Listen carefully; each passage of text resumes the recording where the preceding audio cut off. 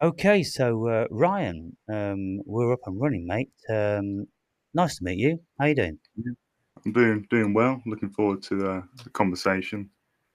Yeah, from looking at your sort of your content online, I'm very sort of curious to sort of bounce ideas off with you and sort of learn more pretty much. And yeah, I'm Yeah. looking forward to it. Yeah.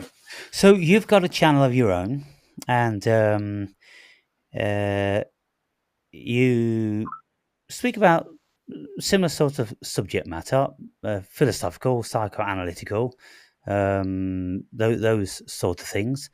Um, um, Psychedelic or entheogen use, Mm, drug addiction, and what have you. So I just said to you before we hit the record, I said, y- you know, uh, we're a weird bunch in this fraternity. Uh, because it's a certain sort of person that's seeking out this sort of information. Of course, the everyday run-of-the-mill drones wouldn't find it interesting remotely. It's an awoken person's prerogative to try to look inside our own psyche to see, first and foremost, what we are, and secondly, try to make some sort of bizarre, guesstimate of what this thing is. And of course, there's a thousand hypotheses, and I don't think anyone's ever come close to working it out. But how long have you set your channel up now, and why did you set your channel up, Ryan? mm. Oh, I think it's been two, nearly 3 years now. Um, I think there's a variety of different reasons. I think like I've always been that natural kind of curiosity to sort of thinking about the world, the patterns, the things going on, trying to understand it to a certain degree. And I think I also sort of knew in myself that because of my own sort of composition, that a sort of a conventional sort of kind of jobs, conventional kind of career paths weren't just would not be sort of that enjoyable or sort of satiating for me. Like I mean, obviously, like I don't make a podcast with like the lofty ambitions of making money from it. It's more sort of finding a sort of a way of like engaging with the world and being able to support yourself in the way that is you feel like you're doing something good, not just for yourself but for like other people. You know, I mean, a lot of like the topics that I sort of talk about, like the stuff you talk about with psychedelics and psychology, philosophy. It can be quite, you know, um, I guess sort of, I do talk about sort of taboo stuff generally, like the war on drugs, addiction, and psychedelics. But I feel, I don't know, I've always felt compelled to talk about those sort of stuff, you know. Mm-hmm. But yeah, so I've been sort of doing it for like 2 3 years, sort of starting within like my first year at uni, and now I've sort of finished up with university, so I'm sort of more time to sort of commit to sort of doing that. Yeah, so it was clear to me that you were either at university or had been, from the variety of person that you are, how you speak, and level of education and that sort of thing. And so, do you think that this channel of yours is therapeutic in any way? Mm, I don't I don't know. I guess it sort of depends on. I guess in a certain way, it's more sort of a space for me, sort of articulating my own sort of thoughts on certain stuff. And I mean, therapy is like it's difficult to because sometimes therapy is meant to be sort of there's two people involved. There's kind of like an interaction. Sometimes it can be sort of with sort of YouTube and consuming stuff. It can be sort of like a one-sided kind of thing. So Yeah. I don't, yeah.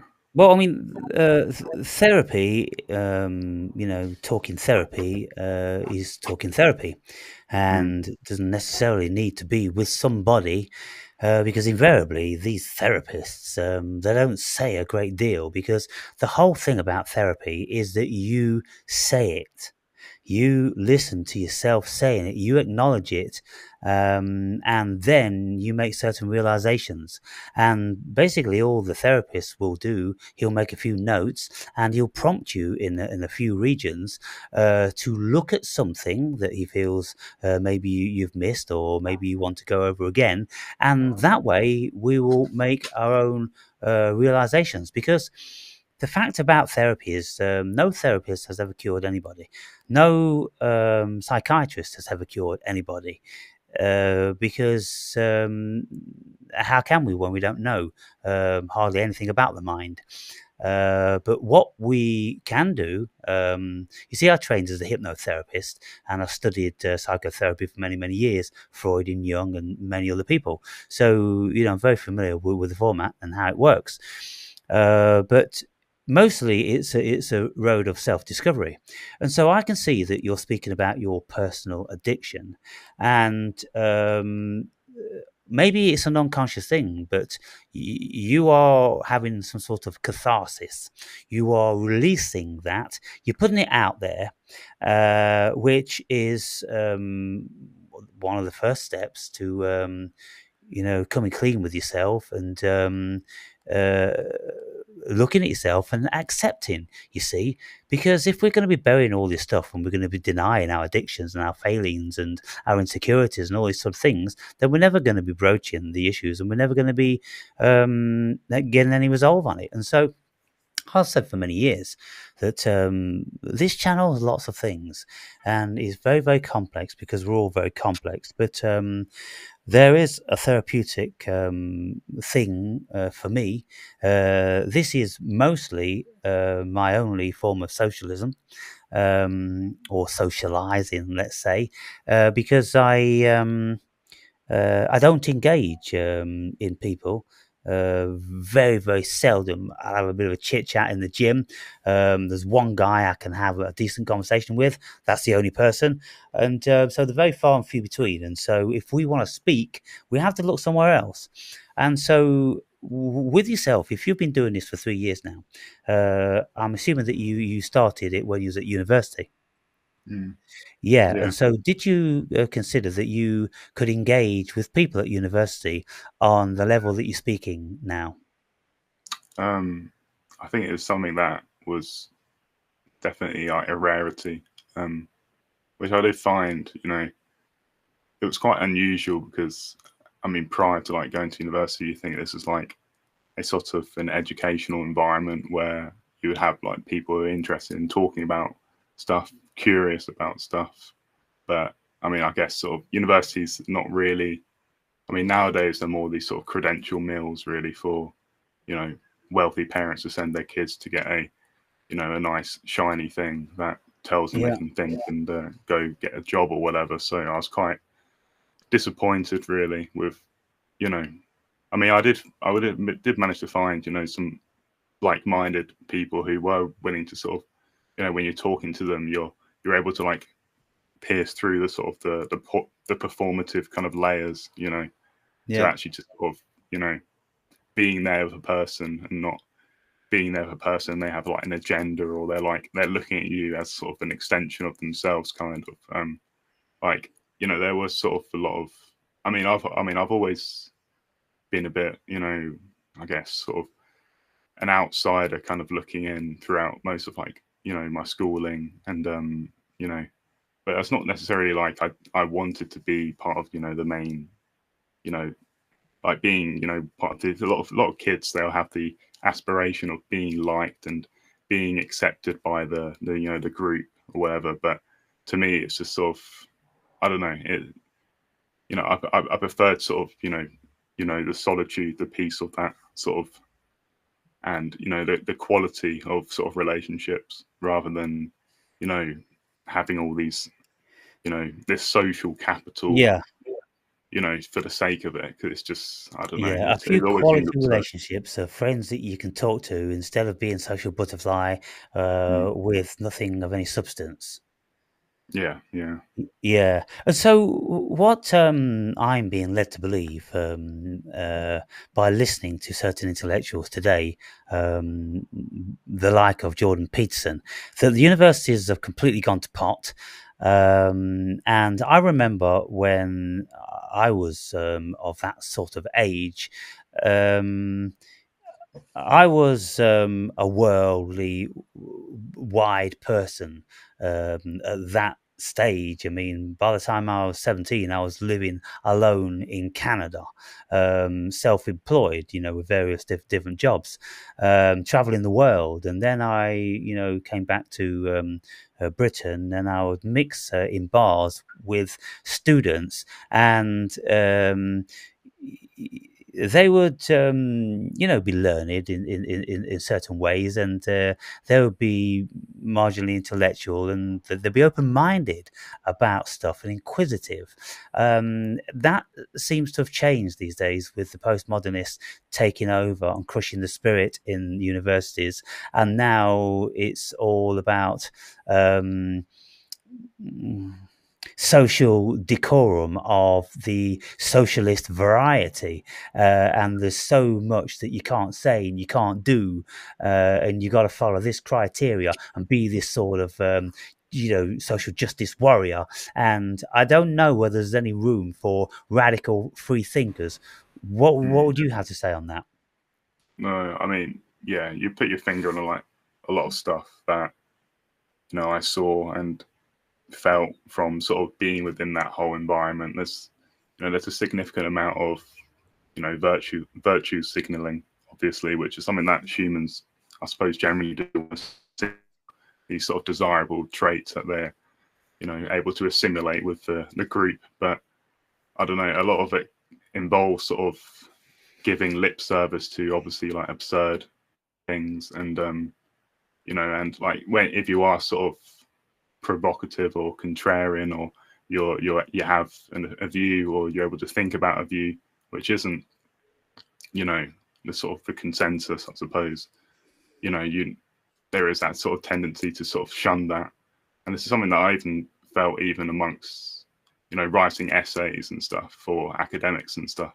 Like there was a sort of the way they would mark essays as according to a very rigid kind of mark scheme, not really giving the opportunity for genuine like originality of thought. Like, I mean, some of my essays I would either get like a very high mark in, or sometimes a very low mark, because the marker just disagreed with some of my thoughts, Right. particularly ones where I don't know, not to go off on like a tangent, but I had like one module in philosophy which was about perception and the senses, and it was one question about our perceptions of the body sort of subjective, kind of, and I'd sort of like articulate sort of an answer that, because I don't know if you're familiar with like the things like sort of thinkers like Bernardo Kastrup and Donald Absolutely. Hoffman I've and got stuff. 10 of his books on my bookshelf. Yeah, but like I sort of, cause I've been like that deep in that sort of like rabbit hole, so I sort of my answers about I can't I wrote it I Too can't literally radical I for can't, university, mate. Too radical. yeah, basically, Um, yeah. when I was about,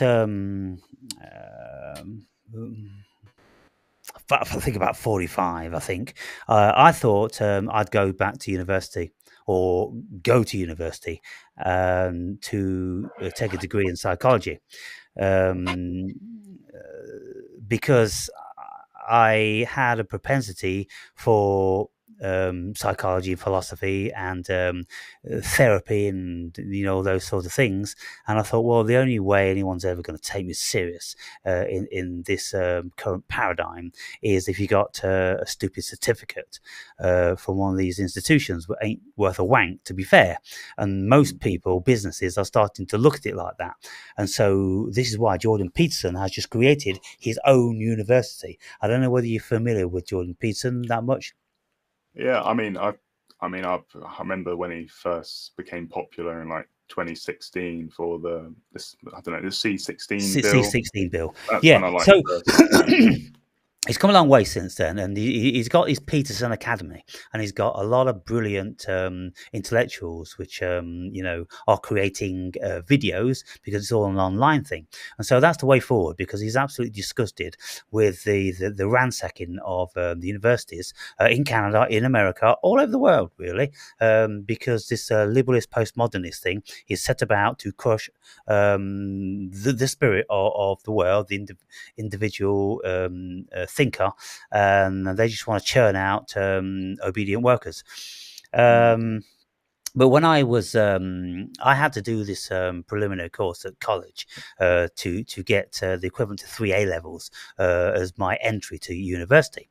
And I was there for about a month, and I was just disgusted with it because the only thing that was going on is it was so chaotic. The teachers never showed up when they should. 20 minutes, half an hour later, there'd be a temp rush in, and he'd be without his textbooks or anything like that, and he'd be saying, "So where are we? What module are we on?" And then someone in the class would say, "So and so," and then he'd say, "Oh, can I borrow your book?" And then he'd take hold of the book and then start writing shit on the blackboard. I said to him at that moment in time, as a mature student, right? I said, "Is that all you're going to do?" He said, "Excuse me?" I said, "I've read that book from front to back already, right? And you're just going to copy some shit on the blackboard. And what, like kids, we're going to write it down?" He said, "Well, that's how it works." I said, "I'm done. I'm done." Mm. I went and saw the head teacher, the guy that interviewed me and all this, and I said, "This is a sham. It's shocking." And I was asking people, in relation to the university course, I said, "Well, is there any Sigmund Freud modules? Is there any Carl Jung? Is there any of the can you say?" The Freudian camp psychoanalysts, really doing psychology, and said no, nothing like that at all.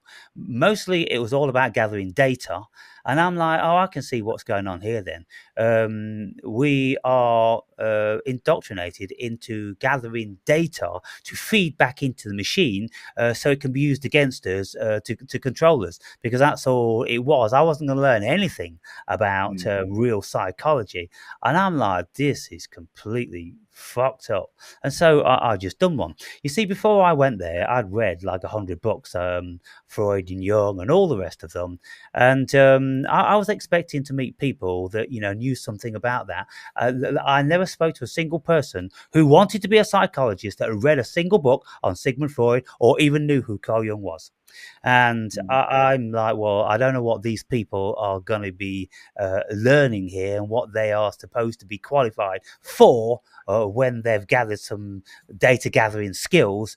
But it was absolutely shocking. And so just briefly, I just want to give you a little bit of background. I went to do a hypnotherapy course also, and it's a 1-year course. And so I became this hypnotherapist, with this certificate and everything. And when on the first day, I'm sitting there in this class, and there's like 15 people. And by the time the teacher had said a few things, she said, "Oh, was there any questions?" And I said, "Yeah, I'd like to ask a question to the class." And she said, "Oh, okay, fine." And I said, "Put your hands up if any of you have read any books on hypnotherapy." One person said, "I've read half of one book." One out of 14 others. And I said, "Hang on a minute, let me get this straight. You've paid, a couple of £1,000 for this course. You want to be hypnotherapist, and yet you come here without knowing what the fuck hypnotherapy is. You don't even know who Franz Anton Mesmer is." And they looked at me, as if I was a freak. And I went, how does that work? And I said to the teacher, I said, look, in all due respect, I mean, I've been waiting for this course for 8 months. In that time, I've read 13 books on hypnotherapy. I've got every book off the internet I can find, going back from the very, very beginning. And I've come here prepared. And who am I sitting amongst? Without being, crass and demeaning, a bunch of fools. Mm. What's wrong with people? I don't get it, Ryan. You know, Yeah. you would have thought that if they was interested in some fucking thing, they had 8 months waiting for the course to begin, just the same as I did, and they hadn't even read one fucking book. Mm. They haven't even got the grounding of Franz Anton Mesmer, who was the founder of mesmerism, hypnosis. And so I think that's how the world is, to be fair. And Mm. when we look at bright people now, they really are an anomaly as far as I can see. But I'm not in the run of it like you are. I'm not, your age. And so can you tell me anything different? Can you tell me that there are some really bright, young individuals, free thinkers, and they're the future? Or are they just a dull bunch of pennies? A bunch of dull pennies. Yeah. I mean, I'd say it's sort of the sort of people in which I could have like a conversation like this with. They're sort of there were few and far between really. Like I mean, by the time my third year at university, I barely was attending lectures or seminars. They just weren't worthwhile, weren't my time. Um, and I sort of think like, I mean, with the resource of the internet, with podcasts, books, it was just pointless kind of, you know, I mean, whereas like academic institutions, they may have like held a kind of authority over like knowledge in the past. It's kind of like yeah, it's totally almost If you listen disintegrated now. to Jordan Peterson when he's doing his university lectures, then he's talking about all different sorts of stuff that he's educated himself with, and he's got his own ideas about these things. Speak about postmodernism. He'll speak about sort of Stalinist Russia and gulags and Alexander Solzhenitsyn and all these profound things and people, Mm. which Dostoevsky and all these sort of things that people should read. Mm. Were your lecturers, of that sort of ilk? Were they very well read and profound thinkers, or were they just like, reading a book and then parrot fashioning it back to you? Could you have done it exactly the same on your own by just reading the books? Yeah, pretty much. Like, I mean, yeah, I mean, I just, yeah, it's kind of weird because I had my first year kind of, because it was like the COVID year, so they were mostly sort of like online kind of lectures and stuff, and online Yeah. seminars, which are even less kind of worthwhile for the multiple thousands of pounds you're throwing away, and which is a weird thing anyway as well. Like the student loans, like we make 18-year-olds, take out a loan in more money than they ever earned in Yeah. their Did you life. have to pay 29 grand? Yeah, well, I'm in debt, basically for that. So, Yeah. but is what it is. Really, I sort of, yeah.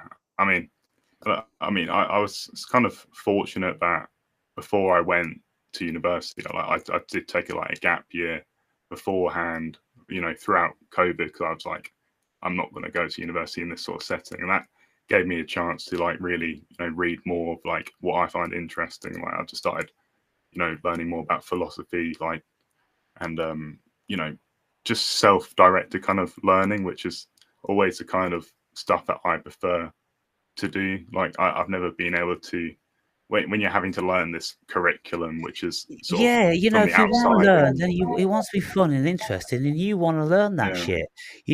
What's the Mm. point in being or having a PhD or something, in philosophy, if you're not learning the things that you want to learn? I mean, Mm. it's just this, sick society whereby you've got to learn these sort of things, so we can tell the people that these sort of things. But I wonder Mm. if there's ever been an institution or organisation that's ever wanted to see a degree certificate or a PhD certificate or anything like that.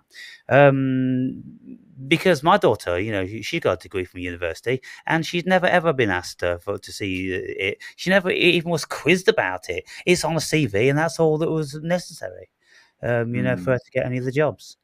Mm. So you were studying philosophy, yeah? I did a three-part degree, so it's economics, psychology, and philosophy. Right, And then after my first year, they could let you like specialize in any two of them. So I dropped economics because it's just right. So, terrible. okay, great subject, psychology and philosophy. Yeah. Well, you're on the right channel now. If you like that sort of shit. Mm. And so, when reading those modules, did you familiarize yourself with Freud and Jung and Adler and Fitzgerald and Rogers and all those sort of people? I think I remember. I mean, I'd already like had some familiarity with those sort of people before like going to university, but in like the sort of the modules that we had, we did have like one. It was called like a psychology in context module, which was a little bit about the history of psychology, but it was like the amount of time that would be spent on learning about Freud would be a passing kind of reference in a Yeah, lecture, and yeah. Young didn't even come up at all. Come now that I think about No. it, which Well, is what about pretty. William James? William James did come up a little bit, but I don't think there wasn't much into varieties of religious experience. It was kind of just again like a passing comment about the history, the father of Western Yeah, psychology or I'm something. aghast then. What sort of stuff did they teach you about philosophy then? I mean, philosophy modules. I think we did have a like history of Western philosophy, which would go from like Bertrand Descartes. Russell. Yeah, I don't think I didn't have any modules on Russell, but we did have a lot of time. We Well, did he learn a wrote the bit book about. History of Western Philosophy. Is the world's I bestseller. think it was. Oh no, it was a history of modern philosophy rather. I Right. tied them up in my work, Yeah. yeah. So I think we did learn a bit about Hume, John Locke, Immanuel Kant. We did have like some stuff on like his critique of pure reason, which is good for like obviously very interesting stuff. And Yeah. but but like psychology modules. I mean, I because I was like, I mean, the course that I did, it was like the very new kind of course, and it was kind of just like I was given a lot of freedom to just pick whatever modules that I found interesting. So I was able to like avoid the bad ones and pick stuff that was like overlapping with the sort of stuff that I found interesting. But like, you know, uh, I was kind of, I suppose lucky getting through my degree that, I would, I was lucky that my natural kind of interests were enough that I could like write the essays and do the tests Mm. and stuff like that. But in terms of like going to like lectures and seminars and stuff like that, like I just, I it's more enjoyable and productive for me to like spend an hour listening to my own thing that I find or like a podcast or whatever than going to a lecture and stuff like that. Yeah. But yeah, that was just how I sort of engaged with it. Like, and then like, yeah, by my third year, I was kind of like, I sort of realized that it's like the sort of the amount of social esteem that's sort of assigned to degrees now are just not what they used to be. And I was like thinking, well, am I really going to stress myself out by like studying really hard, like learning by memory these stuff for just a test or whatever? But I mean, I didn't get a first class degree. I got like a 2-1 because I was sort of just giving up with really trying for it, and I was more interested in learning and doing my podcast kind of stuff. I just found that more a worthwhile Yeah. time. So there's one of the viewers on this channel. He's called Tom, and he's got his own channel on philosophy. Mm. I've had one chat with him. We're scheduled for another chat. Um, he's your age, and so he's been to university and studied philosophy. So you guys might have something in common. Yeah, no. Um, and so I've always hoped that my channel would be a bit of a meeting place for other people. But it's incredible how many of my viewers are probably more reclusive than I myself.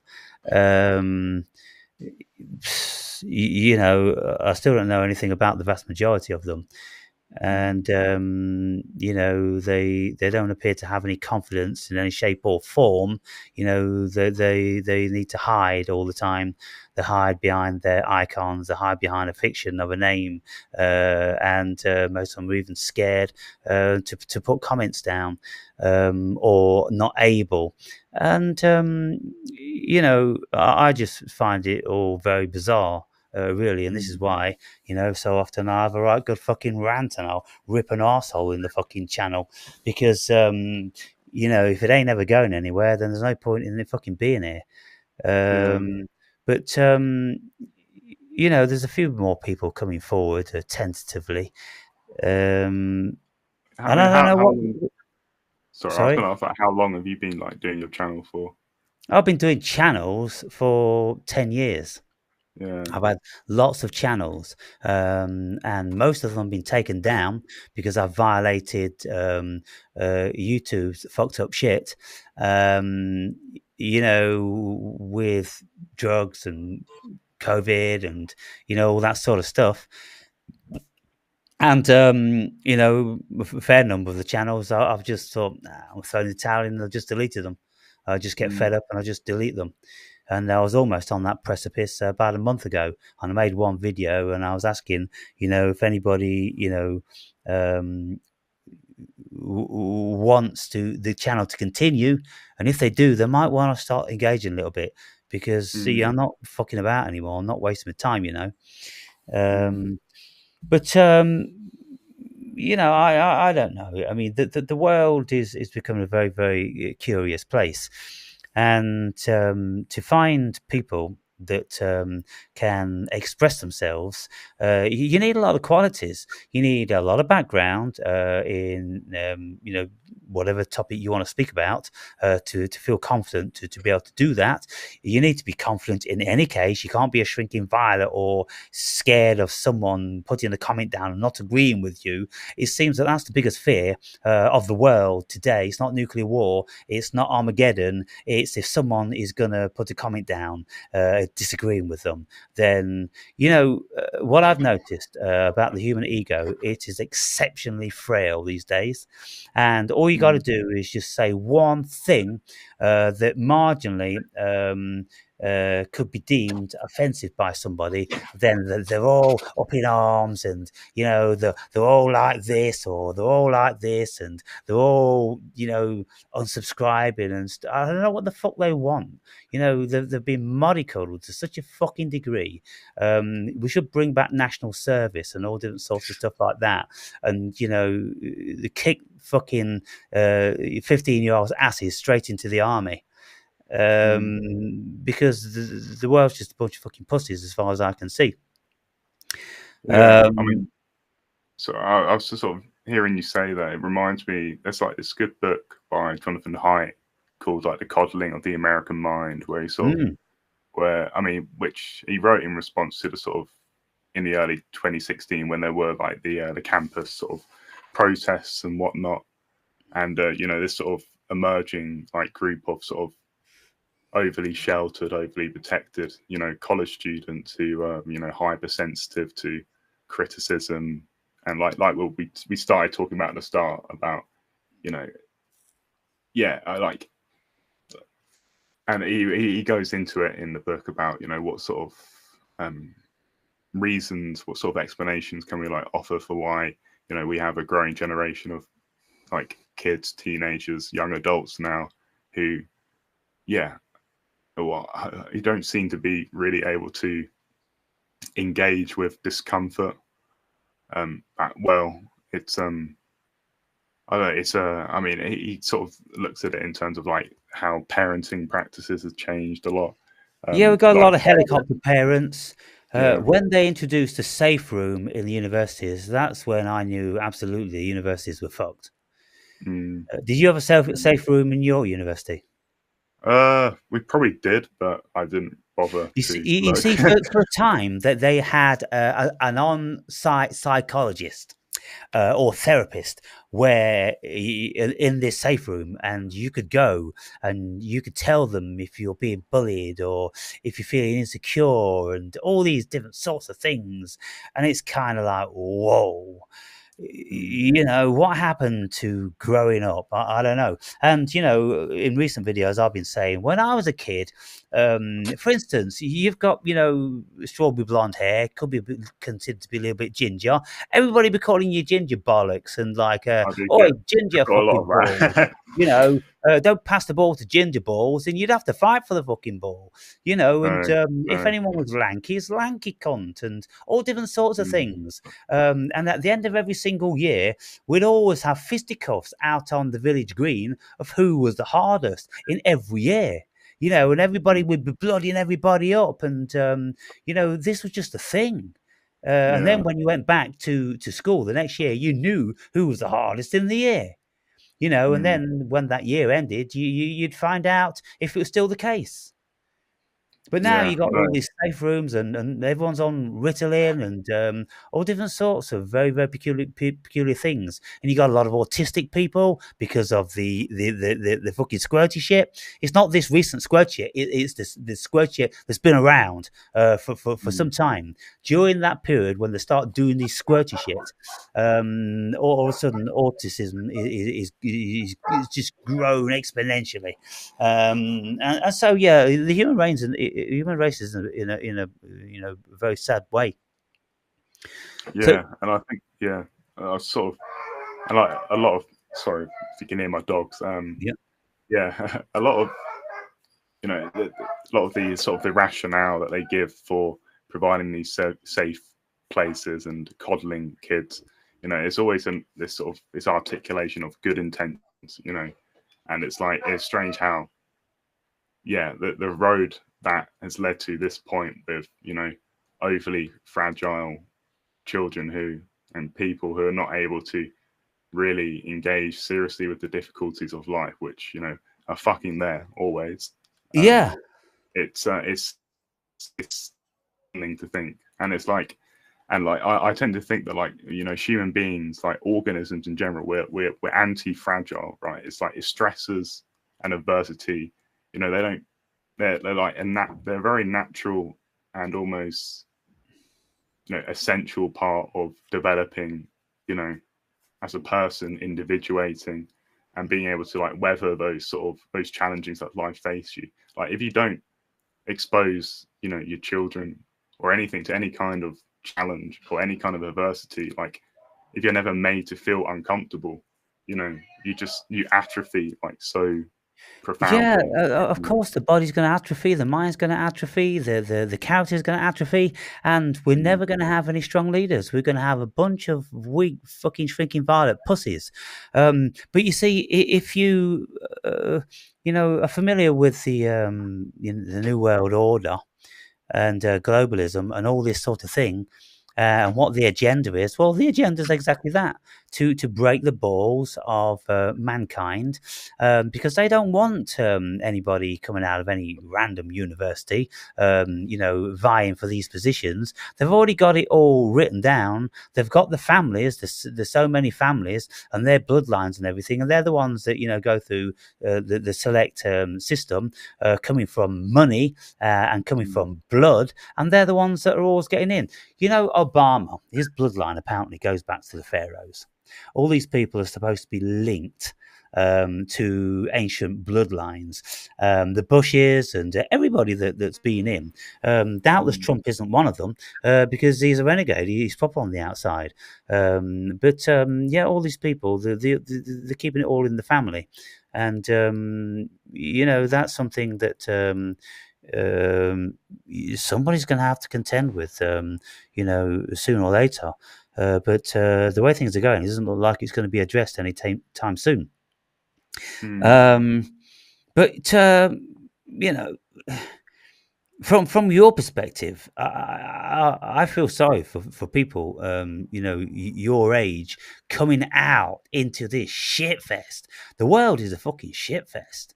Yeah, There's no legitimate governments anymore. There's no legitimate policies. There's no legitimate media. It's all a can of worms. It's all conspiracy. It is all smoke and mirrors. It's all conjuring. It's the Wizard of Oz, through and through. It's complete fiction and fantasy. And so, what do you and any of your peers think of that? When I was growing up, for instance, we'd all be talking about shit. We're in the boozers and we're having these topics whilst we're over a beer. Does anybody do that these days? I mean, I think especially with, I mean, people's lives have lived a lot more through like their phones, digital devices, like social medias and stuff like that. I think there's has been sort of a real death of like those third places that they would call them, like like pubs or sort of general communal kind of environments, especially Yeah, like now, especially since the pandemic, that seems to accelerated like exponentially, which does definitely like isolate people into their own sort of bubbles, and you know and it's it's scary to think, because I mean, I remember like I look back almost like like gleefully on like like secondary school, and like going on to sixth form, like you're in sort of those general community kind of environments. I'll be going out with my mates and stuff like that, having like enjoyable moments, and doing all God knows what, just like goofing around, having fun and stuff. But it's I don't know, it does feel like, yeah, ever since the pandemic, there's a strange kind of confusion, kind of, and a kind of nihilism almost in like the zeitgeist, I suppose. It's especially now with the sort of fears around AI and job losses, and people getting degrees and trying to get a job in the job market, and getting rejection after rejection after rejection. Um, it's yeah, it does seem like at the broadest social scale, like we are sort of on this sort of trajectory, which is, I don't know, I it doesn't feel promising. I'm not, I do feel like in the immediate future, things are going to get more confusing geopolitically, um, and so I guess sort of like my own sort of thinking about that is, you know, I guess sort of I'm forced to think on the local, and forced to think about, how do I provide for myself financially, and like as well, like sort of building sort of like networks of people. Like, I mean, that's a lot of, I mean, a lot of my aspiration with like the podcast was sort of creating a space for sort of, creating sort of like attracting like-minded people. And, I have been able to like find people who I can have like real deep chats, like philosophy chats about metaphysics and whatnot, and stuff that, I found lacking in like the university setting. And yeah. I don't know, I think like times, I mean, politically, yeah, I mean, I'm always been slightly politically disillusioned, and it's only seemed to sort of increase. Like, it's, yeah, it's and I find a lot of the political discourse that people will articulate is say in university, that it's like, I don't know, like it's weird tribalism sometimes, and I don't Yeah, know, I feel like for this party or for that party, and they don't know anything about policy. They don't know anything about globalism. They don't know where the world's really going. mm, I was watching a clip on it. It was on Stars in Your Eyes. Um, it was the Simon Cole thing, right? So it was a British thing, and the only reason I watched it because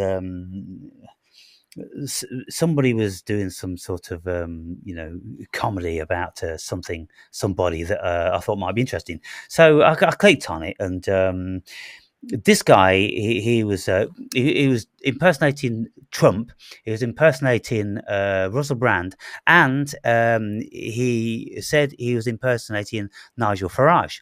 Now, when he mentioned Nigel Farage, the whole of the audience instantaneously instantaneously, booed. And I'm like, wow. Yeah. What level of propaganda are they under? Nigel Farage is the only possible escape from the clutches of the globalist, and for a free Britain that Britain is produced in a very long time. And if there isn't a massive turnaround in his favour in 4 years' time, then the world, Britain, is absolutely fucked. I mean, we've got this Keir Starmer in at the moment in time. He's an absolute globalist. He under him, Britain will be like a fascist regime, and God forbid if we have another COVID or anything like that, because he, Mm. before he was Prime Minister, he wanted to implement massive lockdowns and restrictions when the Boris Johnson government was in. And Mm. so, we can see that the globalists are taking over more and more and more, and it's all about suppression, it's all about indoctrination, hypnosis, and everything. And nobody's learning about policy. Nobody listens to real political debates anymore. And I'm not even sure whether there is any, because it's all kind Mm. of like a character assassination show. That's all it is. I mean, most certainly in America, that's all it ever is. And so, it's every young person's prerogative to be disillusioned with Mm. everything, with the way the world's going, with the influx of foreigners and all that sort of stuff that's going on. And it's all very bewildering as to why we're importing all these fighting age young men. There's no women and children, and they're all getting all expenses paid in top hotels. And good God, and you have to ask the question, what on earth is all this about? And nobody wants to talk about it. But there are some people that talk about it, and there are some people that say, well, you'll find out what those young fighting age men are all about when they're in uniform. They've got guns and they've got orders to smash your heads in if you don't get off the fucking streets. Mm. Because when you look at, if you wanted a task force for a civil uprising, then you wouldn't really want you indigenous people, because you indigenous people have got family, friends, and they belong to the culture and everything like that. If you wanted a ruthless task force, then what better to do than to import foreigners who hate the white man in any case, and put a truncheon in the hand and the gun in the other, and tell them that liberty to use them. Well, some people may think this is getting very extreme, but the way I've seen the world and the machinations and everything, I think this is what's all being set up all over the world, because this is happening in many, many countries. Mm. No, I mean, it does seem like we are sort of progressing towards like a more kind of Orwellian kind of future, like, and part of that is obviously the desecration of like educational institutions, and the sort of the censoring of sort of genuine free thought. I mean, people, like us, were forced to this sort of niche online communities, I suppose, to sort of to think about these sorts of stuff. This It's is going to weird, be very like, short-lived, by the way. It's going to be very short-lived. Within 10 years, all this will be gone. what all these, you think so, like? Yeah, most certainly. Mm. Because it's a level of subversion. The things Mm. I'm saying, it's bordering sedition. It's like treason. To say anything about our gods, the government, and the global leaders, and this, that, and the other. I mean, look, when you look, they're trying to break down all the top free speakers. They try to take, they're taking Alex Jones down. It's cost him millions in court fees. If he didn't have the money, he would have been gone a long time. They tried to take Russell Brand down. They tried to take Rogan down. Mm. They are taking, we'll try to take David Icke down. David Icke is banned from 27 countries in the European Union. Isn't that all of Mm. them? Mm. So what do we say Yeah. about that? When all he's saying is, hey, look at what they're doing here and look at what they're doing there. Facts, provable, documented. We're not allowed to say it. And so they're allowing him to have his platform at this moment in time. But like the long night of the knives in Nazi Germany, one night it's all going to go down. Everyone's channel is going to go down. This mm, channel here, there's 60% of the comments that disappear on a daily basis. And mm, I put stuff down, and I'm like, well, I've not upset anybody, I've not attacked anybody, I've not broken any of the rules that I'm aware of, and yet the comments just disappear because just kind of not socially acceptable. You might be being a little bit mean, and it's only you might be. That's basically what it is now. You might be, and when you read the policy of YouTube, if we think that you may be infringing on a person's liberty or this, that, and the other, then we'll take your channel down. mm. Yeah, I mean, yeah, it's quite. Yeah, it does feel very. You know, you think that these social media platforms. I mean, when they reach a certain size where there's these sort of multinational conglomerates and they have the amount of data that they do on people's behavior. And I mean, there's obviously, I mean, I remember listening to some stuff recently about the sort of the relationship between sort of big tech and sort of intelligence agencies, which when you Mm-hmm. think about it, is obvious why there would be that sort of marriage. And, it's, I guess, sort of, there's a question of like, how do we as individuals sort of um, rebalance that sort of power between us and the institutions who want to continue to sort of coerce us. Um, I think I mean, there's obviously sort of with like devices and stuff, there's sort of certain privacy technologies. You have like Tor browser and the deep web, which is obviously a way of creating sort of forums and communities which can't be censored and subverted by um, governments who don't want you to be thinking about these sorts of stuff. Um, but But that's how many all people very, use those? It's a yeah, fraction. it's all very It's the underground. masses that have got to wake up and they've got to get their shit together. But invariably, throughout millennia, they never have. And so you can see that the thinking person is an extreme minority. And Mm, in this day and age, with this level of technology, they can just cancel everybody. And for instance, like what they do in China, if there is a political dissident, they just close him down. They mm, cancel his passport, his driver's license, his credit cards, his bus pass. He will never be employed again because nobody's allowed to because they're terrified. And all of a sudden, they find himself on the streets. Can't live on the streets because they won't stand for that. So he'll be arrested. He'll be put in a prison, and then his organs be harvested. And that's pretty well how it goes. People are disappearing all mm, the time, and so. It's already happening there, and lots of people consider that Russia's not too different. And so I think we're vastly approaching that, George Orwellian sort of realm. And I don't see that it's going to be abated. I don't think the consciousness is here to be able to do that. And the mm, few people who are thinkers, well, it'll just be over for them. And some people think that Elon Musk is holding the torch for humanity. But all of his investors, are billionaire Jews and all this sort of thing. He's in there up to his fucking neck, and it's just a mirage that he's creating when he does his tweets. Supposedly supporting the people and this, that, and the other. Well, if he was supporting the people, why would he have the company Neuralink? Whereby he's creating brain chips which are going to get linked up to the satellite. Well, that's what the New World Order want. So mm, where's the benevolence in that? mm, None of it makes any sense.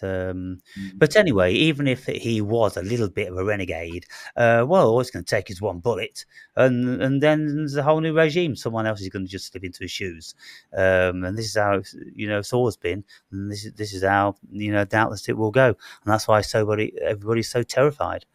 mm, And you've got a few people like Jordan Peterson who are, rebelling against certain things, but they're being very, very careful. He's very careful what he says.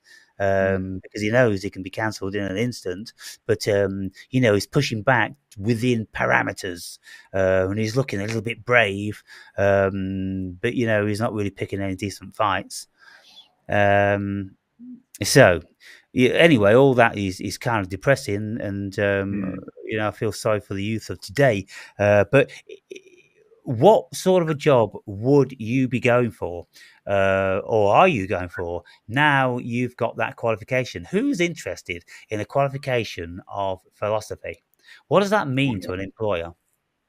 well, I've, I haven't really, to be brutally honest, I haven't really been looking too much to sort of enter that sort of conventional kind of career kind of path. A lot of my interests, like recently, and which I've been interested in for like 4 or 5 years, have been, studying like Bitcoin and stuff like that, and understanding that, which sort of ties into like what I've studied about economics and stuff like that. And Yeah, sort of, I do think like Bitcoin is a sort of a censorship resistant money which can't be debased by a central bank. That does give me some sense of optimism for, creating sort of a monetary network of, people who, it gives you some kind of, a sliver of freedom, I suppose, in a sort of a world yeah, where, but can you look at what's going on? We've got the deep state internet. Um, what do you call that? The dark web. You've mm, got that where a few people hang around, and then you've got the whole Bitcoin where your money can't be traced and this that, and the other. So mm, supposedly, um, but all the rest of it is out on show. They're listening to every single conversation you ever have. They've got every single one of your tweets and every single one of your texts stored on quantum computers, and they know exactly who you are, what you're doing, and where you're going. And mm, so, do people in their infinite naivety think that just because there's a blockchain Bitcoin thing that you can shuffle your money around, well, you got to earn it from somewhere. Where are you going to earn it from? And all these platforms are owned by them. They're all owned by them, and they're going to know exactly what you're mm. doing, where your money's going. I think it's like, yeah, obviously there's a whole, yeah, there's efforts you can take to sort of conceal your activity and stuff like that. If you know, which most people, the average Joe, they don't care enough about sort of privacy and stuff like that. Um, so there are sort of like ways. It's more sort of, I think, conceptually it's kind of, a lot of people, they earn money in, say, sort of dollars, pounds, and stuff like that, in the form of money that can be created by, some kind of central bank official for out of nothing. Yeah. And we look at, the nature of financial crises and these boom and busts, which, affect so many people. They don't really, the average Joe, they don't have the time to, study economics, study the banking system. They're They don't just have they're just time to, thriving. to study anything with any depth because it takes a lifelong, duration. I've been doing what I've been doing now, 14 years. And it's been an everyday thing, all day, every day, every night. I haven't had a partner. I don't socialize. So this is what I do.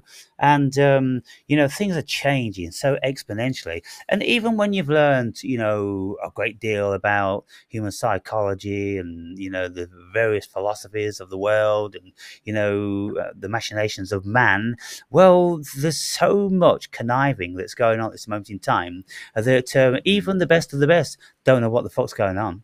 And so mm, it seems that there's little point in even really trying. You see, when you look at how the world's being run, with this New World Order consortium, they've been thinking about this for a long, long time.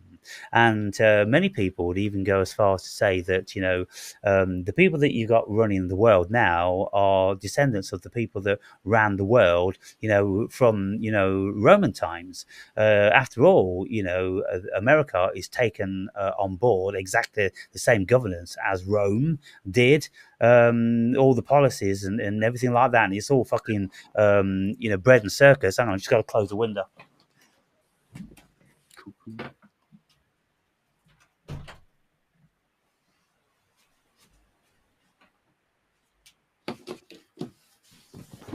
Yeah, all bread and circus, mate. And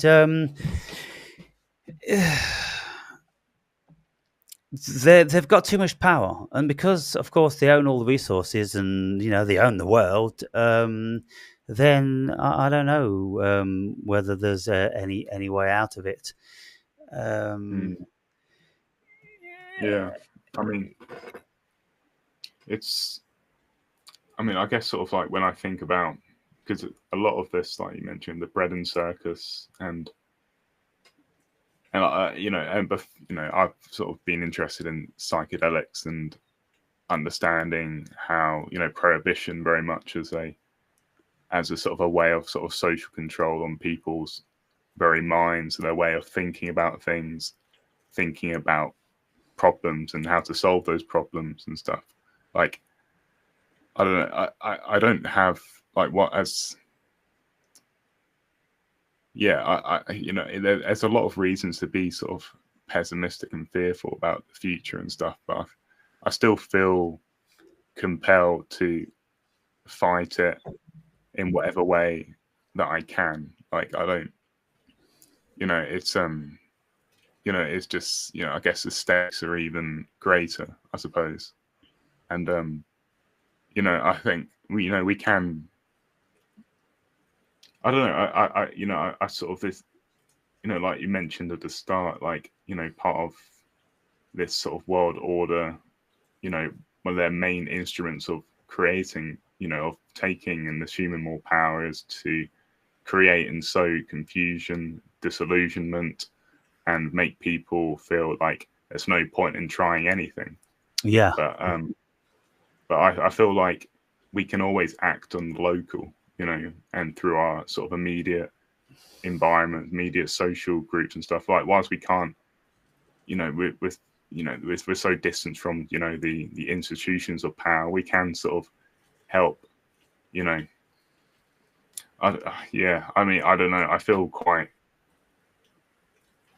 I feel a little bit out of my depth sort of talking about this, because Yeah, well, you're very, a young person, and there's a massive amount to learn. But being a young person, then it's a young person's prerogative to have some sort of hope for the future.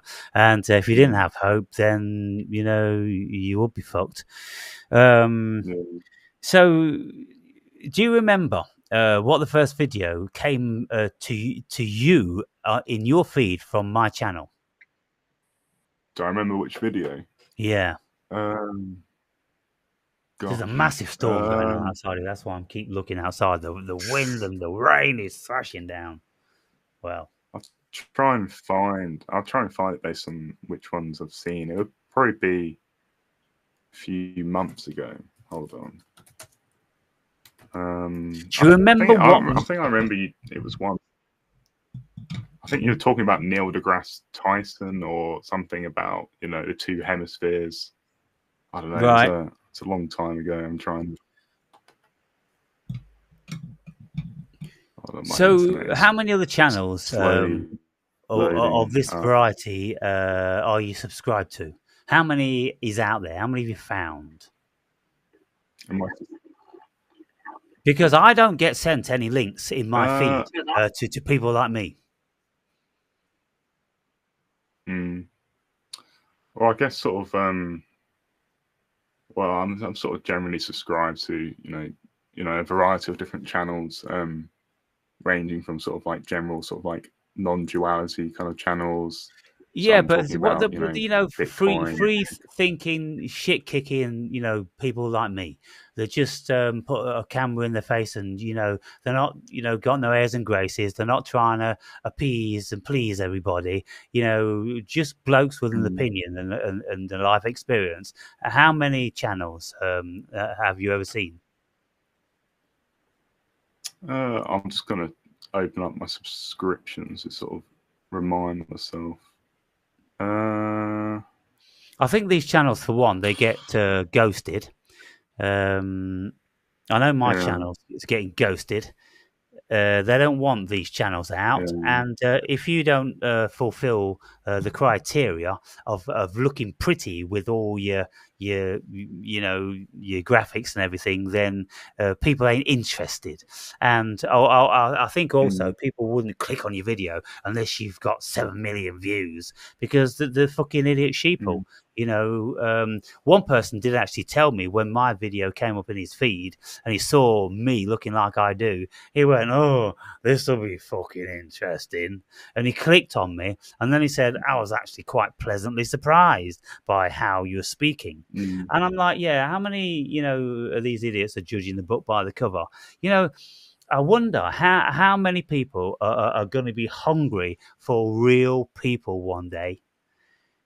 People mm, with beards and, a bit of a fucking suntan or whatever, instead of clinical cleanness and pretty white faces and every hair, in position, and, making sure that mm. everything's clinical and it's perfect, and cutting the videos, every second or 3 seconds, how they do. Yeah. I think it's just almost like a symptom of a very performative and superficial kind of culture, you know, where it's like, yeah, there is sort of, yeah, I wonder like what has sort of led us to this point, you know, where there is sort of, you know, I don't know. I mean, sometimes I feel like some of it can be due to like social media, which sort of creates like a completely different kind of social environment for, teenagers and young adults where, they're curating these sort of profiles, and, there's a very easily visual sort of signal or status based on like how many followers, how many likes you're getting on your posts, and Yeah. people are incentivized to, um, you know, be very deliberate with how they present themselves. I don't know. It's yeah, it's something that I can't relate to because I don't know. Maybe I've always been a little bit like on the spectrum in terms of how like relating and understanding like social Yeah, so situations. I'm just asking these questions because I'm always trying to profile who's watching my videos and why. And if I get somebody that's prepared to come to talk, then I'm going to take full advantage of that. And so the things I Mm, want to know is what you find interesting, why you hang around, what you think you're going to get out of the videos. Do you get anything out of them, or do you just feel a certain attraction to the energy? And the way I speak, that you think you might get something out of it. Do you understand the things I'm saying, or do you just get a vague sort of luring sort of sensation that you like the essence and the vibration of what I'm saying, but you don't really understand the root of it? mm. Well, I think like I mean, yeah, I mean, I remember I did take sort of when I was sort of you know 'cause I felt almost a little bit embarrassed for not sort of recording and like talking to you earlier. I did sort of almost stay off of like keeping up with some of it, almost like a weird psychological thing with myself. But I, Keeping up with I, what? I do remember, sorry, Keeping up with what? like with sort of like in the sort of the couple months where I sort of because I messaged you, emailed you yesterday Yeah, about yeah. having a conversation. So I sort of yeah, I wasn't too like active with sort of viewing stuff. I mean, I think but like before that, I remember. I think I just sort of. I mean, I could, yeah, nothing's coming to mind of like specific things you talked about, but I knew like obviously with the sort of the content you've made about talking about psychedelics and meditation at length, and then a very sort of you know what, an abrasive style which some people might find uncomfortable. I kind Yeah. of found it just refreshing, I suppose. Like I could tell like the way you sort of record them is like, similar to the way that I do. It's just like you're just putting on a camera and just talking what comes, um, whatever comes, and like, you're not wasting time like editing and Yeah. caring about presentation and stuff. So I guess it's like, it's like this sort of stuff which is like, it's like reminiscent of like old YouTube before it became Hmm. very corporate and superficial, where it's like, people making videos and connecting with other people through that, which Yeah. is not a lot of when people turn into businesses on YouTube and stuff like that, they kind of lose that human touch. But yeah, I guess that's sort of, that's sort of like some sort of like a summary of like the sort of stuff that sort of attracted me to like your channel. And then I sort of knew that like you're like a real person who I could you know have an interesting conversation with, like learn stuff from, and that's why I sort of I reached out to have a conversation with. But then I don't know, like you know at the time when I did reach out, I was in a bit of a rut psychologically with like various addictions and social issues, I suppose. Like I don't know. It's fair. I don't. Yeah, it's difficult for. Yeah, I was in a sort of a place where I was like, suffering from migraines and stuff, and to have like a conversation with you and stuff. I wanted to be, you Yeah. know, in the right place, So So in one of your videos, you're sitting in, I don't know, it looks like your bedroom or something, and it's about a year and a half ago, and your hair's much shorter, and you seem a different person. Are you aware of that? Which video? Right, I probably do, yeah. Um, yeah, which video? But like, I mean, I think One like of a one of the year. ones on the top. Name some of them, and it'll spring to mind. Oh The, the, well, the one about meditation and the illusion of self. I think it's like a Yeah, short maybe one. that one. It's one where there's just a picture of Mm. you in your bedroom. You're sitting at the computer. It doesn't have any graphics or Yeah. anything like that. It's most certainly on the first two lines. Mm, It's about a year or year and a half old. And you're looking mm, direct into the camera.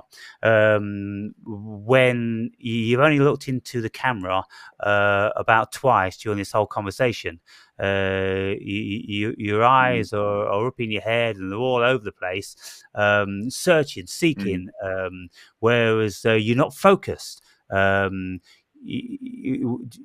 I just wondered whether you're aware of that. You seemed sharper before. You seemed intent on delivering your mm. message. You knew what you wanted to say. Um, and was that a time when you was in a higher level of sobriety, or what can you say about that period when you made that video? How were you psychologically? Mm. Well, I guess that time. I mean, I feel like I naturally have a sort of a wandering style of like when I'm thinking about stuff. My eyes sort of naturally kind of like drift off.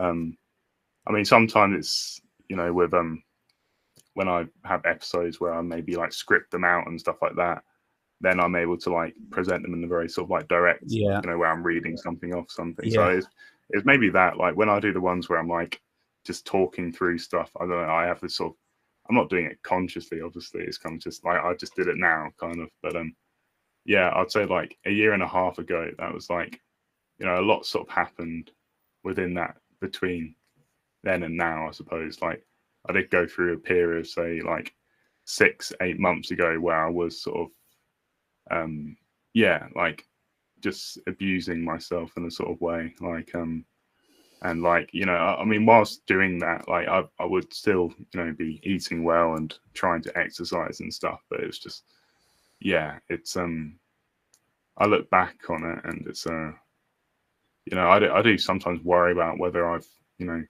caused some sort of impairment which is like permanent. But I mean, I've been in sort of a period of like for the last couple months of the longest sobriety that I've had, like, you know, for a while. I mean, I'd always been sort of a chronic kind of like weed user, like for a Right. long period. And but then that sort of, over, several years of sort of using that, it just sort of, it doesn't, yeah, it changes, your body changes, and the way it sort of reacts to the sort of the substances change. And, you get to a point where it's like, it's kind of just gives me a headache, and it doesn't Yeah. give me the sort of the change to my experience, which made me so attracted to it. The way it would make music so much more intoxicating, like food, nicer. It's but that's one thing. Like, obviously, like, there are other substances that I sort of graduated to using, which were much more, corrosive on the psyche. Like, and like all these sort of things, you start out doing them in like social situations. They're enjoyable in that sort of party environment, and then I, found that like playing music whilst high on these sort of stuff was fun and enjoyable. But it's just yeah, it was a kind of sort of period of like escapism, and I suppose a way of coping with all this sort of stuff we talked about at the start, about the changing social world that we live in, the encroachment of totalitarianism, which is becoming more and more apparent. I don't know, maybe I mean, whilst I wasn't thinking this is the reason why I'm doing this in the moment, it's just like that desire to like escape from a sort of a society and culture that it just feels just anti-human. Mm. I don't, yeah, I don't feel shame for it. I feel like it's weird. Like, I don't know, I look at those videos of like myself in those sort of, in that sort of that period kind of, and I kind of just feel, I don't know, I feel empathy almost. But and I do feel, I don't know, like I feel like going through that sort of adversity, like I did learn a lot about myself, and like, and where I am now, like older, and like I don't feel like the kind of pride that some people have when they kick addictions and they say they're clean, which almost Mm. kind of pathologizes when they were in that sort of addicted state. Yeah. Like you know, I kind of feel like, this is, I understand why I was doing those decisions at the time. I'm not Yeah. I going to mean, shame myself. Yeah. yeah. When we go through these stages, I've been through them. Write about it in my book, for, a good few years. A lot of time in nightclubs, bar girls and cocaine and, hard liquor and cigarettes and, some weed and it's just anything just to get a little bit more high.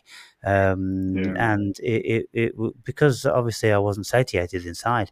And when yeah, I was pretty wealthy in the countries I was living in, and so I could afford anything I wanted, and I was in with a few people who were in very similar situations, and I lived in Bulgaria, then lived in Ghana, and we were top kiddies, driving around in BMWs and Mercedes, when very very few cars like that in these places, and you can just afford to buy whole bottles of whiskey and vodka and whatever when you go for a drink, not just a glass. You don't fuck about with the glass. You just buy the bottles and you put them on the table, and then you give a waitress $50, and you say, just keep it on this table. Whenever we want something, be on it, and all that sort of thing. But it's a road to ruin, of course.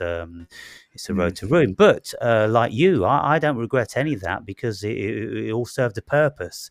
We have to go these places. We have to experience what these places are like. We have to discover some of the dark aspects of our interior. And, then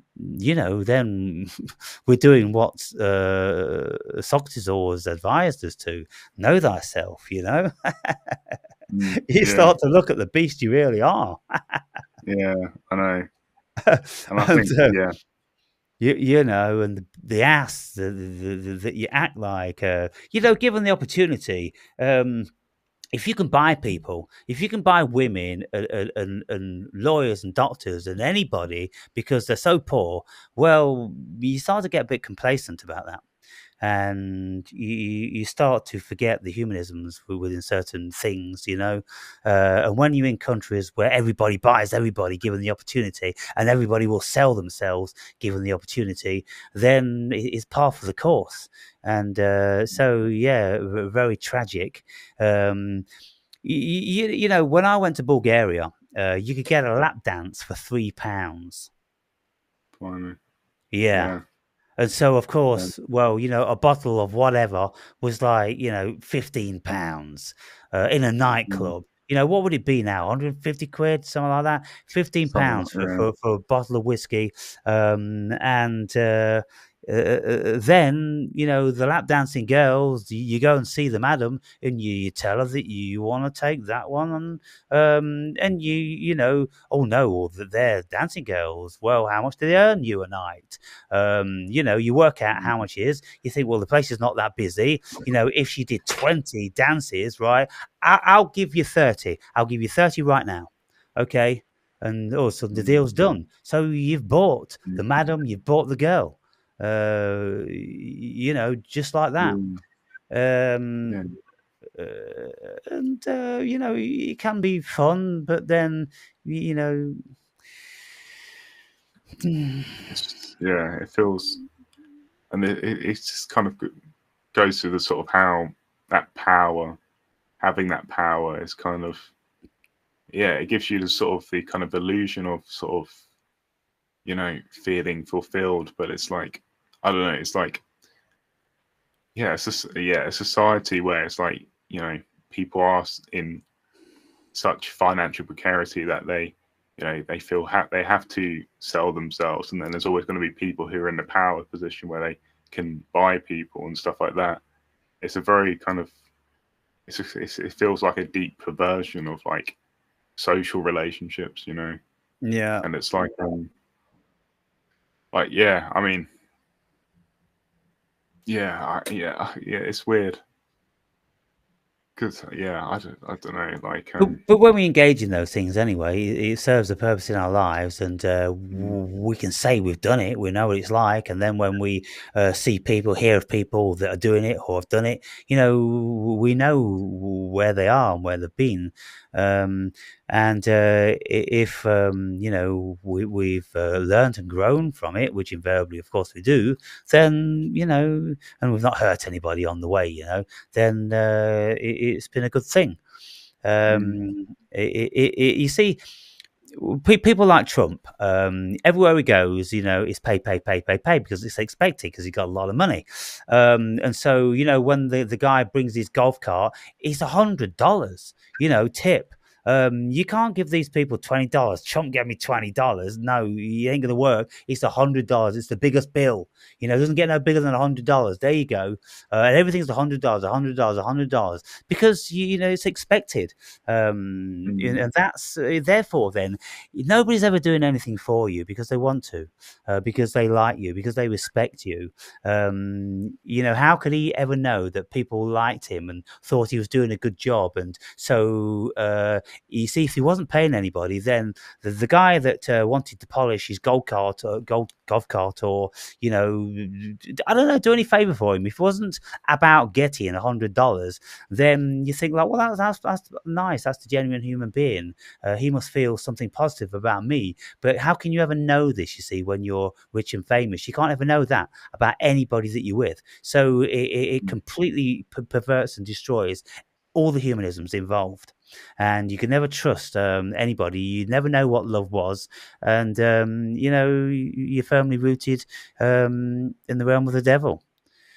But you mm, know, you go there, you sample it, you see what it's like. Yeah, you introduce yourself to the devil in you, and you see how you yeah, like it. You see how destructive it is. You see how potentially destructive it is. And you know, with myself, I was acting completely reckless. You know, going bareback with you know bar girls night after night after night on some sort of a death wish. in Africa of all places. But I just felt invincible, and evidently I was, because I never caught a single thing. Yeah, gosh. Yeah. Yeah. So with the entheogens, then, what have you learned from those? How have you grown? Gosh. Well, I'd say like my first sort of experiences with like psychedelics. I mean, I think I remember trying acid, well, alone pretty much when I was like 16, just as sort of an experiment. Um, I found, I mean, the first time I think it was I went for like a low dose, and it wasn't, it was, What milligrams that? gosh, well, it's like the thing is like with tabs, fact, like when you're getting them, you never really know like the actual dose, but I'll probably say like 75 or something. Right. But it was probably a low quality ish blotter Mm. when I was doing it. But yeah, I think my first experience, it was more sort of like you have the anticipation of what it's going to what's going to come and stuff like that, Yeah. and it wasn't the first trip wasn't it wasn't like super profound. It was more just sort of me sort of looking and waiting for something to happen and stuff like that, and you thinking is something happening and stuff. But yeah, if I recall, I think I was probably more like 17, trying sort of.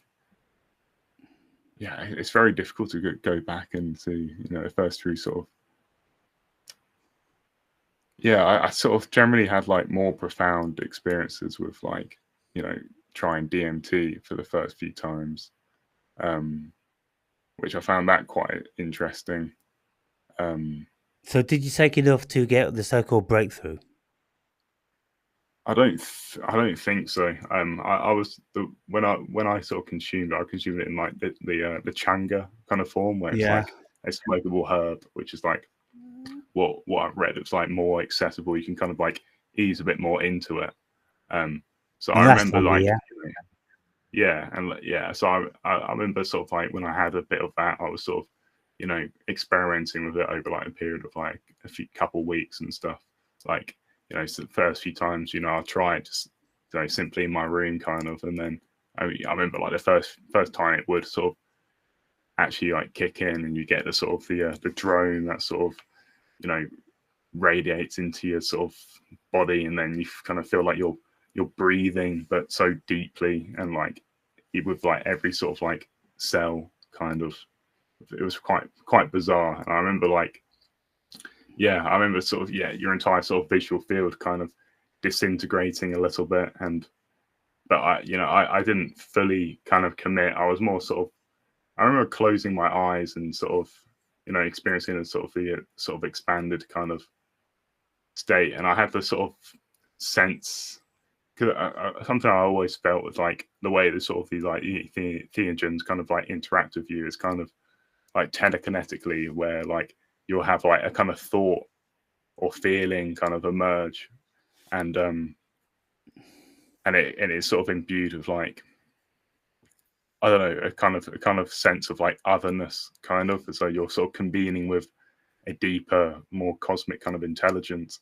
I Yeah. remember the first time I sort of wouldn't call it breakthrough, like semi breakthrough, where I was kind of like really flirting with like the in between kind of dimensions of reality. Kind of, I had the sense that whatever the DMT entity was, it was kind of wagging its finger at me, kind of almost like in a joking kind of way, sort of mocking. Not, I wouldn't say mocking, but sort of warning me that I'm kind of exploring energies and dimensions of reality that I should be careful with, pretty much.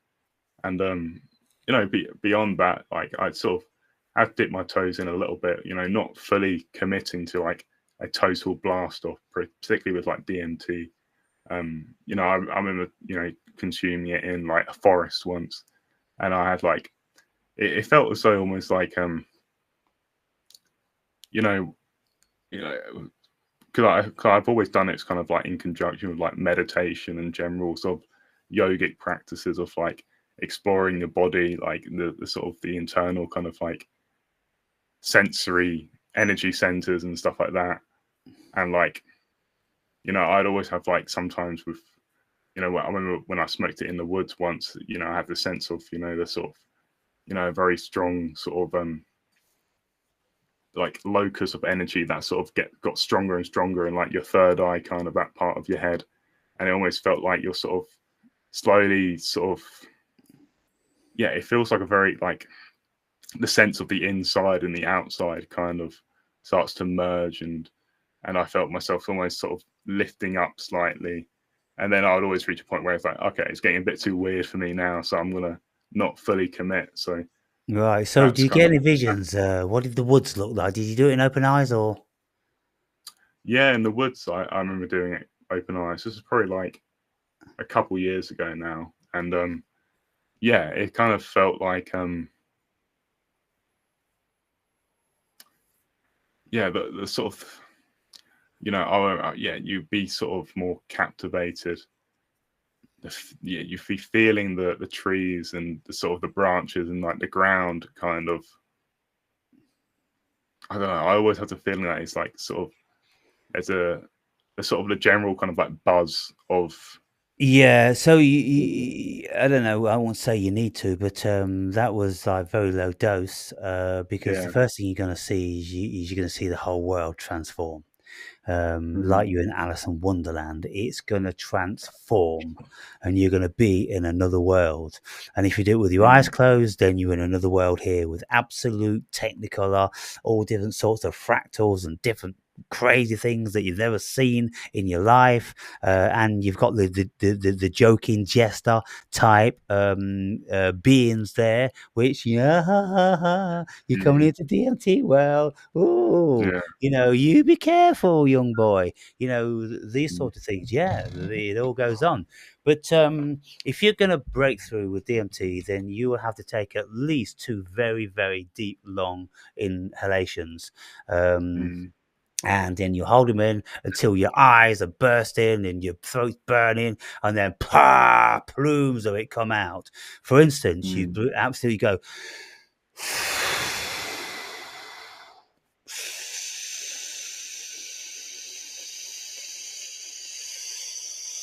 mm,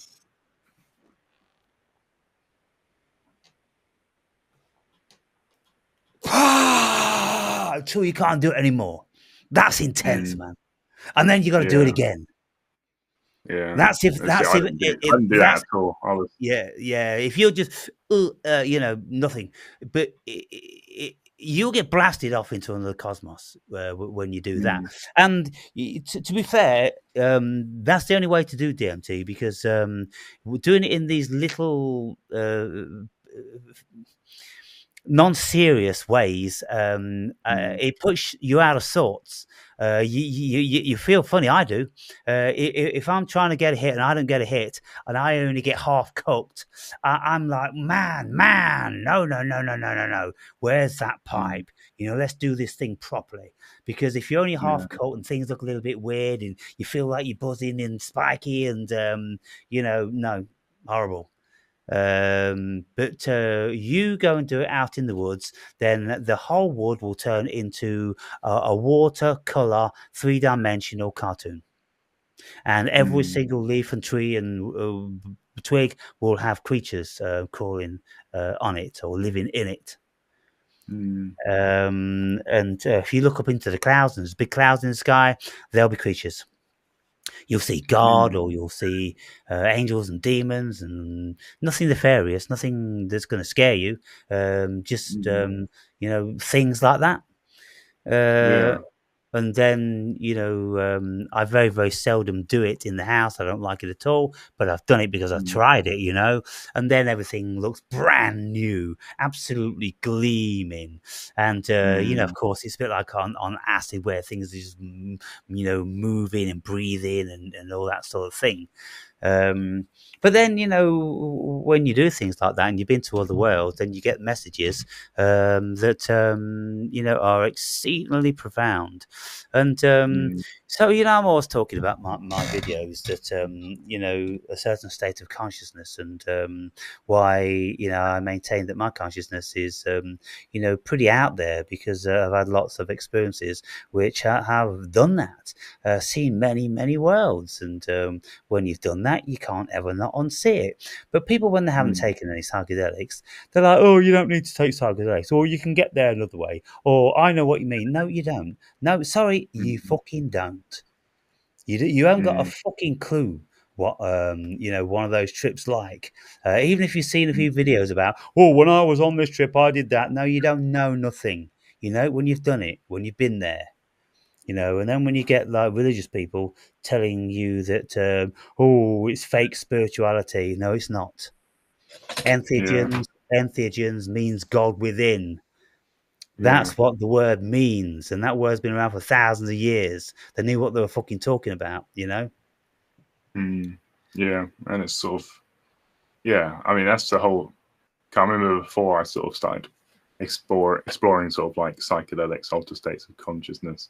I'd always been, quite atheistically inclined, particularly in terms of like the way I looked at sort of religion and the yeah the doctrine of sort of surrendering your sort of like your rationality and your thoughts to a sort of some kind of priest class who would tell you this is the way the world is, this is what God wants, this is what and it's kind of yeah it's yeah it distracts people and it sort of externalizes them from themselves to seeking spiritual fulfillment in stuff outside of yourself I yeah, it's weird yeah, because I still whilst I like have some experience of like psychedelic and exploring sort of my own consciousness with meditation and whatnot to kind of figure out what is this thing that's going on and stuff.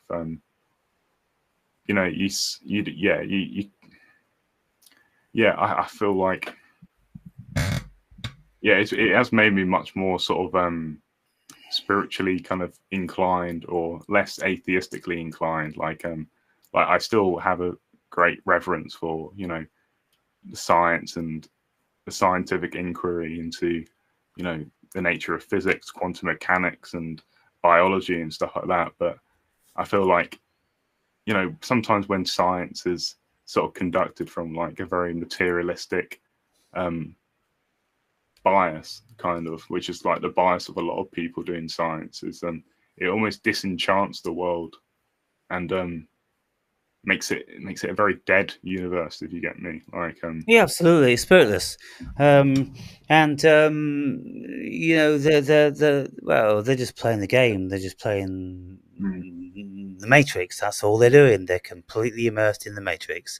And by the time you've had these experiences, then you can very easily become, very nihilistic, very dismissive, like I am. mm, Lots of people, don't like how plain I am. You know, just stating, to let's say 90% of the people watching my videos, you don't know you're fucking born. You don't know you're fucking born. And that's it. And you're watching a few videos, and you may be watching a bit of Muji and a bit of Sadhguru. They've never said nothing. They don't know nothing. mm, Tell them to tell you about psychedelics, otherwise they don't know fucking nothing. And mm, that's the real state of it. Tell them to tell you where they've been. Where have you been, Muji? Where have you been, Sadhguru? I want to know what other dimensions you've been in. I'm not interested in this. Oh, peace and love and meditation, fucking claptrap. I want to know where you've fucking mm, been. You know, mm. otherwise they ain't cutting it. And it's just they're just for the idiot, dumb masses. Um, and Yeah. so I don't know. You know, I think to be fair, I shouldn't even be here making these videos. I shouldn't. I think I hold the world in too much contempt. mm, There's too much fear. There's too much stupidity. There's too much ignorance. There's too much arrogance. Um, Everybody thinking that they fucking know something when they don't know fuck all. mm, It's sad, and the only level of satiation that I can get is if I'm listening to geniuses or bordering geniuses. They're the only people will get my attention. Um, I'll listen to Jordan Peterson, for hours, because he's a brilliant mind, in all different sorts of facets and perspectives. And you can listen to Joe Rogan because he knows a lot of stuff, and he mm, spoke to a lot of people, and a lot of people he has on the show. Thinking people, clever people, accomplished people. You know, if the world was like that, it'd be a beautiful place. But 99.9999999% of the world, you can't even hold a conversation with, mm, and it's shocking. And so I don't know what sort of a world I'm living in. mm, I really don't. And I've been asking people to read my book and see what they make of it. And I've only had one person so far, I think two now, come forward and speak a little bit about it. Because I'm kind of like, look, I've had all these experiences, I've made all these videos, and I've told them in the graphic as detail. You've never said fuck all in the comments. Now, some of you have bought the book. You're not saying fuck all about the book. What the fuck is wrong with you? I can't be mm, any more plain. What the fuck is wrong with you guys? There's something mm, seriously fucking wrong. mm, And it could be a whole multitude of things. But whatever it isn't right, as far as I'm concerned. And I don't know what can you say. Other than that, people that have had these experiences, like the Terence McKenna, super intelligent, well-read, articulate, and this, that, and the other. One in a million, one in a million. mm, Where are these guys?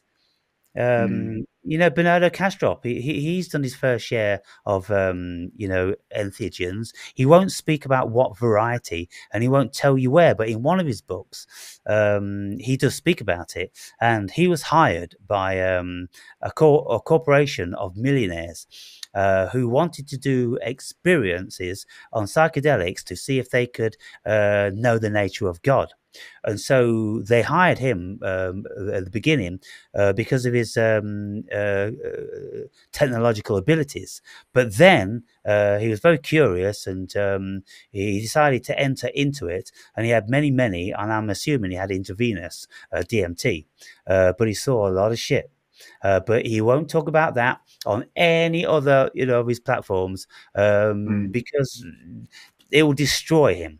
If due to the pig ignorance of the world, even the scientists and the philosophers, it will destroy him in the vast majority of their minds. Jordan Peterson's done 3 bouts of 7 grams of mushrooms, and he only spoke about it on one occasion briefly with Richard Dawkins. He doesn't speak about it on the Rogan show or no fucking where. Again, because it destroy him. Yeah. Oh, he's taking drugs. And all of a sudden his book sales fucking flop. Nobody wants to pay him 100 grand anymore to come on the stage Mm, because they'll consider him like Socrates, polluting the youth, and all different sorts of stuff. The world is in a very, very, very serious situation.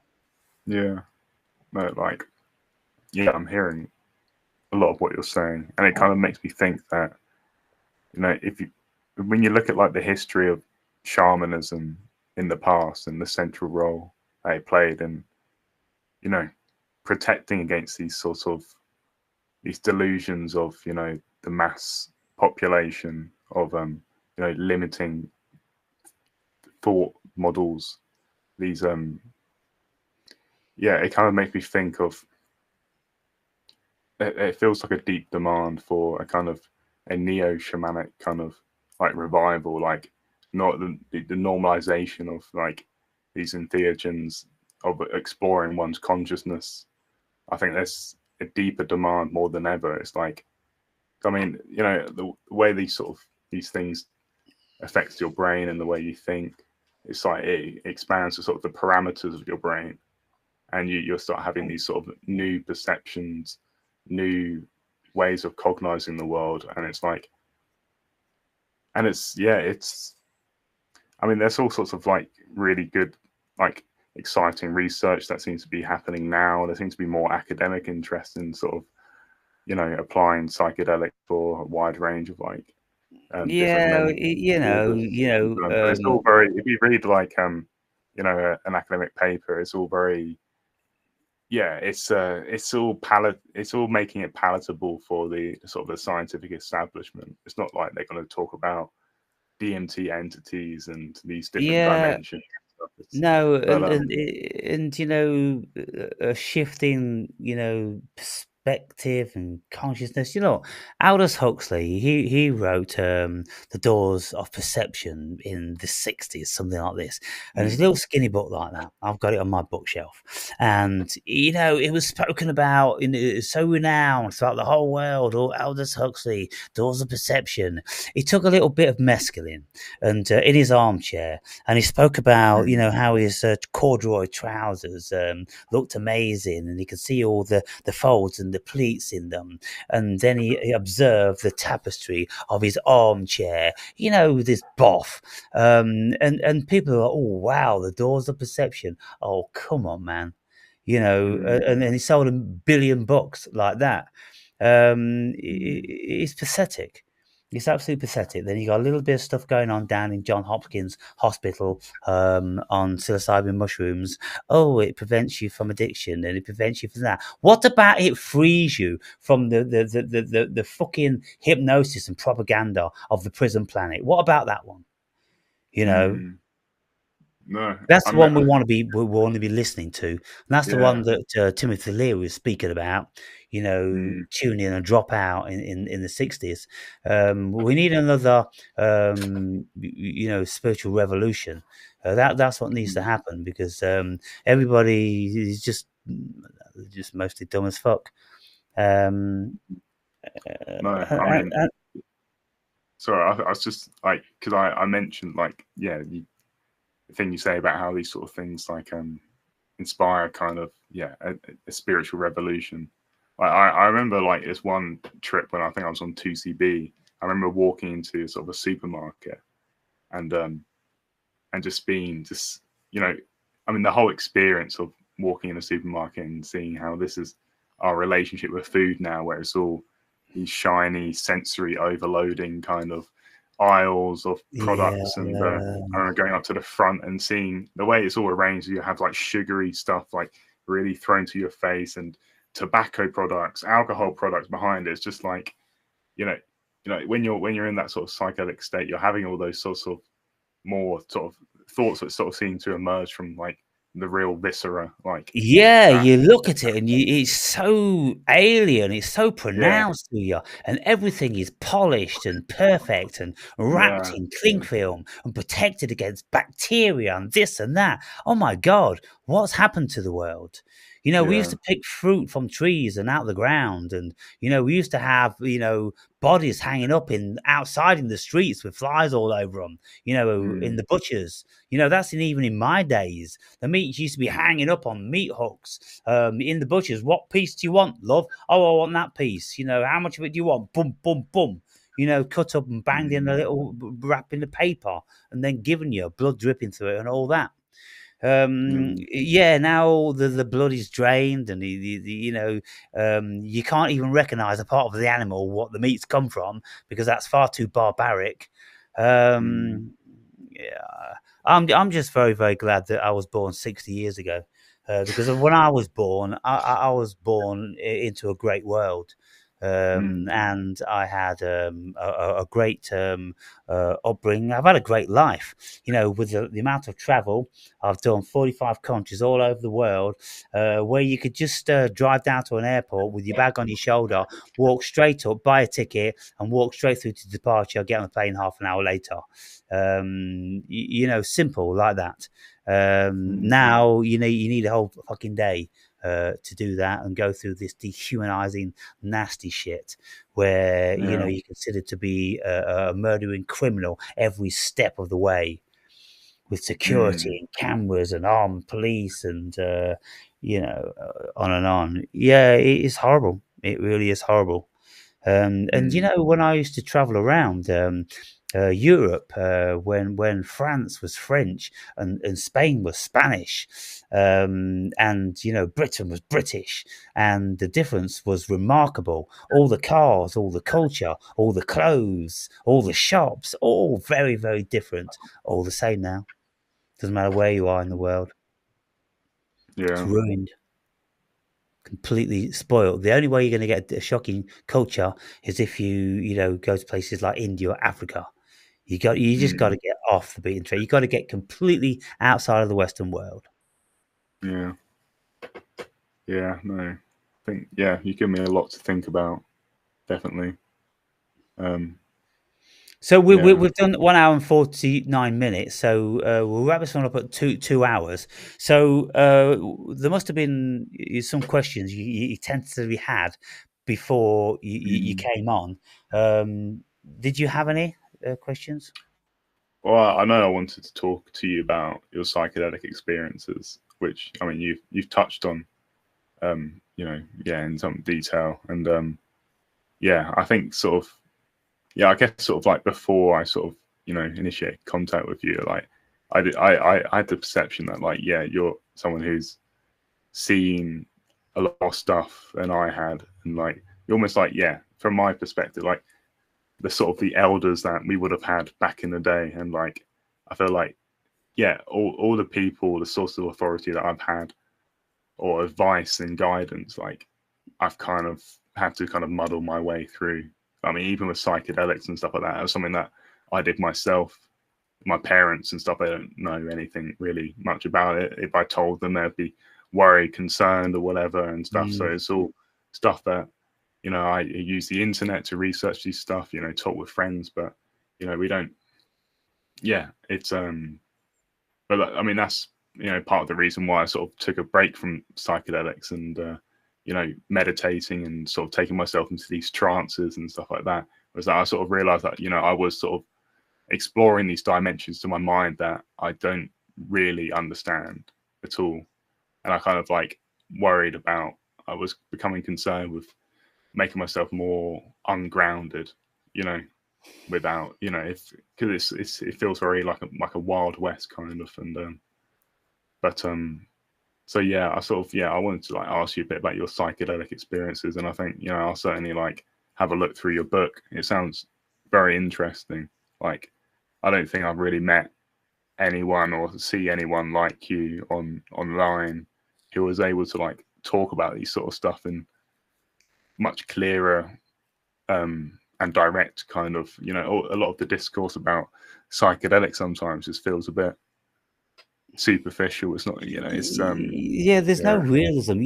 When I started learning how to have out of body journeys, I was looking on the internet, video after video after video after video, over 100, just, seeing if I could get any sense. And I couldn't find barely a single video that gave any substance. Mm, You'd get something like, guys, I had this out of body experience last night, right? It was fucked up. I was in this place and there was this creature there and I was fucking shitting myself. And then the next thing, I woke up in my bed and I'm like, what is that? Is that it? yeah. Uh, What yeah. I do in my videos from the very first time I had my first out of body experience, I spoke through exactly how it happened, physiology, Mm, mentally, physically. I well, all these stories are in the book of how I learned to do it and all the methods I tried and the 150 hours I put into it. I go into things in the finest of detail. I speak about, having Jesus spoken to me, being reprimanded by Jehovah, and being in hell, and having Satan himself, come for my soul, offer me a deal, all these different sorts of things, 300 psychedelic experiences, global travel for years and years and years. It, it doesn't matter, what you say. Because I can speak about great stories and great experiences, and my viewers are like, and then the question will be, Mm. where'd you say you get that beer from? Or, some, mostly, I don't want to be too shockingly, demeaning to the viewers because, I don't know, out of 1,200 subscribers, there's probably 20, that are experienced and spiritual and, know a thing or two. Um, but, all of my videos mostly they just fall on deaf ears, and so far the Mm. book's fallen on deaf ears. There's been 73 copies bought. There's been 10 reviews, and I think there's only been one person that's actually finished the book. Mm. I mean, yeah. I mean, it sort of makes me think that sometimes people producing sort of like work that they feel is great and stuff like that, it can often just fall on completely empty ears, like you say. Like I think like Schopenhauer's Will and Representation, that was a bit of a it failed to really have any sort of commercial success when it sort of came out, and I don't know, it's kind of All of those yeah, I did. think Kant did. Nobody could yeah, ever understand Kant. yeah, Nietzsche, his first book was a flop. He only ever sold 40 copies, and most of those was to his friends and families, that yeah, were embarrassed to buying it. Yeah, thinking people are just rare as rocking horse shit. mm, Deep thinking people and experienced people. If you get an experienced person as well as a deep thinking person, then you've mm, got incomprehensible as far as the masses are concerned. And when I say in my videos, I say, look, I can tell you all about this stuff and I can tell you about astral projection. It won't mean a goddamn single thing to you until you've done it. mm, Do you want to do mm, it? Have you got the balls to do it? Are you going to do it? Go and do it. Then, when you've done a bit of it, then come back and talk to me about my book and your experiences and how they yeah, differ. yeah, And that's it. If people haven't done the psychedelics, if they don't do the meditation, if they haven't done the travel, if they haven't done the reading, they're mm, just armchair spiritual people. mm, yeah. I've flirted a bit with, sleep meditations and stuff where you're, meditating lying down and like watching myself go. I went through a period where I was like watching myself as I was falling to sleep and trying to sort of maintain a sort of a layer of like awareness. And I found that quite interesting, like quite strange. Um, it's like sometimes I get weird sort of like almost like energetic kind of movements moving up and down my legs sometimes, and and like an increasing kind of buzzing kind of, and like I could kind of attend to that buzzing and it would get more and more all encompassing and stuff. Well, there's, um there's there's so many supernatural experiences you can have with yeah. just your body. You don't need any psychedelics or nothing. For instance, a friend of mine introduced me to uh, doing this thing whereby you go unconscious, and what actually happens is you hyperventilate, 10 times something Mm, like this, while your friend pulsates and squeezes the carotid vein in your neck, and so compromises the blood going to your brain until you pass mm, out. When you pass out, and then you come back round, your ego is offline. So for a few seconds, you see the world, feel the world in the most beautiful, pristine way you could ever imagine. The world looks and feels so wonderful. That's because the ego isn't there. The ego mm, basically, is the operating system, but it's the devil. The ego is the devil. You know, it's the thing that pertains to stress and trauma and fear and everything, and keeping you contained and preventing you from doing psychedelics and going on adventures. It's the devil, mate, in every single one of us. mm, Um, we've got to free ourselves from that. We've got to emancipate ourselves from the ego. So that's mm, one thing. Then another thing is you can do this hyperventilating when you're outside. And on one occasion, I did that, and there was a full blown head just like mine now. Up in the sky without the glasses, just a head as clear as this is, only made out of cloud. And it lasted there for mm. about 30 seconds. Then it went away, and I went, fuck. Okay, I'm going to do that again, see if it comes back. I hyperventilated again, and it came back in exactly the same Wow. place. Now, I've seen Yeah. very, very similar things to that on DMT. When you go take DMT in these big clouds, they'll turn into shit. And they look like they've absolutely been painted perfect by Michelangelo. And Mm, they are real, they're living, they're entities. mm, And so then when you exert yourself to such an extent, when you're super fit, you enter into a whole different realm of consciousness. mm, Whereby your whole body is buzzing and vibrating, and you see the world with such clarity, and you know that that's the absolute optimum way to be. That's how your body was designed to be by the maker, by the cosmos itself. And again, in my book, I speak about all that. So I speak about all these things I experienced in 14 years, and there's just a whole bunch of stuff. How you can actually feel, and then when you learn to have out of body experiences, you have to lie still, absolutely still. You can't blink, you can't swallow, you can't scratch, you can't do nothing for hours on end.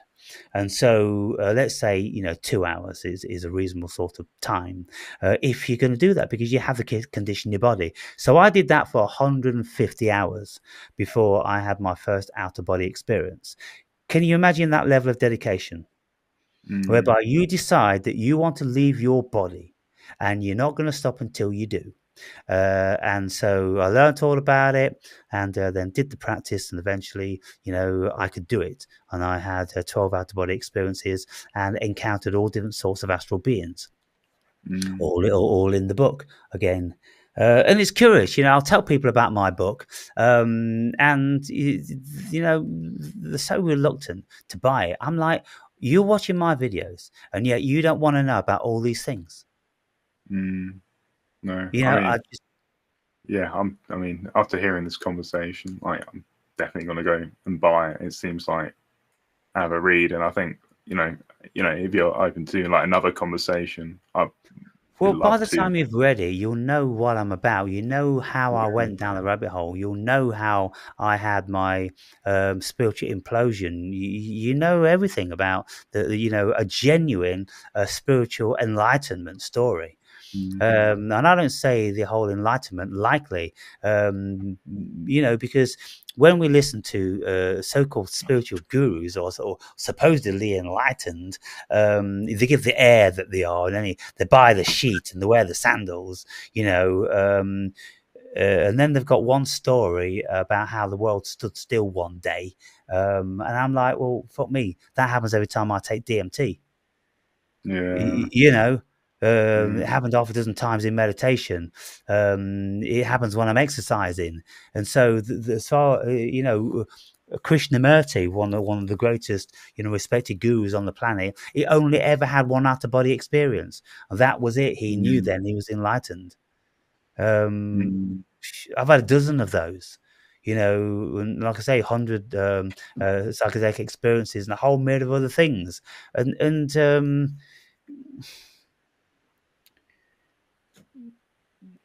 you just don't know what to say. I guess it's, yeah. It's kind of, you feel like you're just sort of shouting and speaking to a Yeah, void.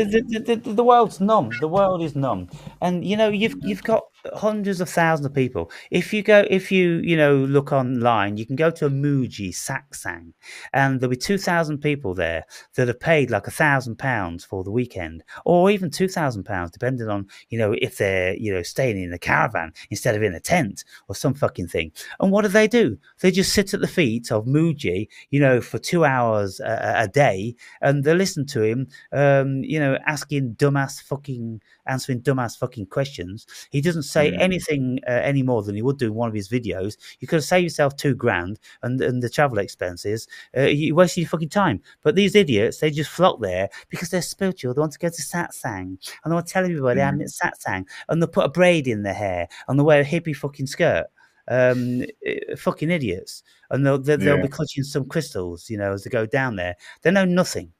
But if you yeah, tell them, if you say to them, so you're being spiritual, are you? Oh, yes, I'm very spiritual. What do you know about spirits? Oh, I don't know anything about spirits. Well, you're not fucking spiritual then, are you? The whole thing yeah, about being spiritual is when you have a relationship with at least your own spirit. God damn yeah. it. And then all the other spirits that so pervasive around the cosmos, evil demons and devils and fucking demiurges and fucking Greek gods and all different sorts of things. Everything you Mm, name it, it's all out there. yeah. I guess it's like the way spirituality, meditation stuff is marketed, and particularly in like the West, in our sort of very hyper consumerist society, is it's to make it palatable to people like that. It's you know, I mean, it's like The truth's yeah, too it's like terrifying, Ryan. The truth's yeah, too it's terrifying. yeah, but Because if you yeah, tell people that, if you take these psychedelics, then you're going to see entities. You're mm, going to get downloads. Some good, maybe some not so good. You're going to see stuff. You ain't going to be able to mm, unsee it. And if you have out of body experiences, then you're going to come upon shadow beings and semi evil things that want to fuck with you.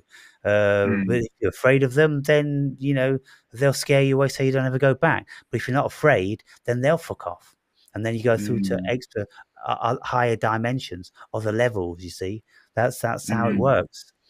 Yeah, no, like because yeah, particularly the thing you mentioned about fear, because that's something that would become a barrier for me when I was doing like sleep yoga, kind of, a year or so ago. Like it would be like when the bodily sensation would start getting a bit too weird and stuff, I would notice like the emotional fear coming up, and that would always be what makes me recoil back, kind of. Yeah. But But yeah, the point is, you see, what you got to do is you got to go with it, Ryan, because it's yeah, you. It's your body. It's exactly what you are. And yeah, these things, these different states of consciousness are going to take you into another dimension of you. And so, mm, you're only being afraid of yourselves. And, mm, you're being afraid because you've been told stuff by society and this, that, and the other. But, see, what I said to myself, I said, look, I'm going to go out into the astral. And I've never heard of anybody going out into the astral and never ever coming back. I've never heard of like bodies just being, left in the bed and the spirit's gone, anything like that. And, everybody always comes back. And I'm like, okay, so there's shadow beings out there and there's, sinister creatures and this, that, and the other. But there's a whole lot of great stuff as well. And so, well, I'm going to go and do it. Because if I mm, get absolutely so terrified, well, I've heard that when you're terrified, you back straight back in your bed. So, well, it's a mm, no-brainer. You mm, can't get hurt because your body's not there. It's just, mm, your astral body. And, mm, you know, I, all these different sorts of things, and like with the psychedelic experiences, you just see different worlds. And I went on to my second DMT trip. It was the first time I broke through, and I was told that the cosmos is me. It's been me all along, and it'll be nothing else but me forever and ever and ever. That's it. mm, mm. And so when you Yeah, come back from that, it changes your perspective. mm, yeah. Gosh. Yeah. And then when you read Eastern philosophy and all different sorts of mystical literature and everything like that, we say the same with people leaving the bodies. Lots of people get very proficient at leaving the bodies. It's no big deal. They go out, leave the body, come back. Like Robert Monroe wrote quite a lot of books about it. Like even one of the Mm. guys around today, Tom Campbell, he's wrote Mm. My Big Toe. He Yeah. used to train with Robert Monroe. He was one of his students. And so he used to have many travels into the astral. And apparently, him and his son used to meet up in the astral because they used to do it synchronistically. Mm. Yeah. I remember discovering some Tom Campbell stuff like a year or so ago, and like, yeah, that was pretty. Yeah, because he has a whole sort of language for describing units of consciousness and the sort of the greater sort of field of consciousness and stuff. It's yeah, it's sort of he's I mean he's a physicist as well, isn't he? So he's sort of Yeah. he's kind of like a branching point for sort of like more physicist inclined people towards seriously engaging with these sort of the astral planes and these sort of these dimensions that we experience that we have been talked about for as long as humans have existed, really. But it just seems like I don't know, there's such a myopia of people in academic science, and because I guess it's very scary because you're being confronted with yourself and like not the self in which we've been conditioned to think of ourselves as these sort of human Well, we incarnations. say what self? What self? Yeah. They never told us we had an astral body. They never told us we Mm. had an ethereal body. They never told us we had a soul. They never told us we had a spirit. They never told us that we could go into the other dimensions of consciousness where there's other entities of all different sorts. They never told us this. They kept Mm. all that from us. Yeah, and then And we they ask filled us full of why. shit and baby Jesus and fucking Yeah, Yahweh. yeah. Gosh, wow. I could carry on talking for much longer. That I need Well, to we've go. done 2 hours. That's enough to become acquainted with each other, and Yeah. so I'll keep in touch with a few of your videos, and likewise, I suppose on my channel, and you know, have a look around at some of the people I speak to. Mm. All being well, I'll probably speak to Tom soon and see what you think. Maybe you guys want to reach out because in the past when I had channels, I had like a whole lot more subscribers, Mm. and we had a large community talking to each other all over the world, and then people, I'd encourage people to, well, you go and talk to him. You live in Mm. Germany. He lives in Germany. Some people would meet up, some people would do it online, and we had a nice community going. And I Mm. do videos with like 5 people on the video, but that level of Yeah. communication has all been lost now. And Yeah. well, I think probably we've all got a lot older, um, Mm. and we're all stratified now around the world and stuff like that. I don't know, maybe lost a mood, or maybe the subject matter that I'm broaching is just too out there. Mm. I used to talk about much more mundane stuff. Mm. Well, yeah. I mean, you've definitely. I mean, you've spurred my interest to look into your book, definitely, because yeah, like I said before, it's like particularly like this point you made about like out of body experiences and stuff.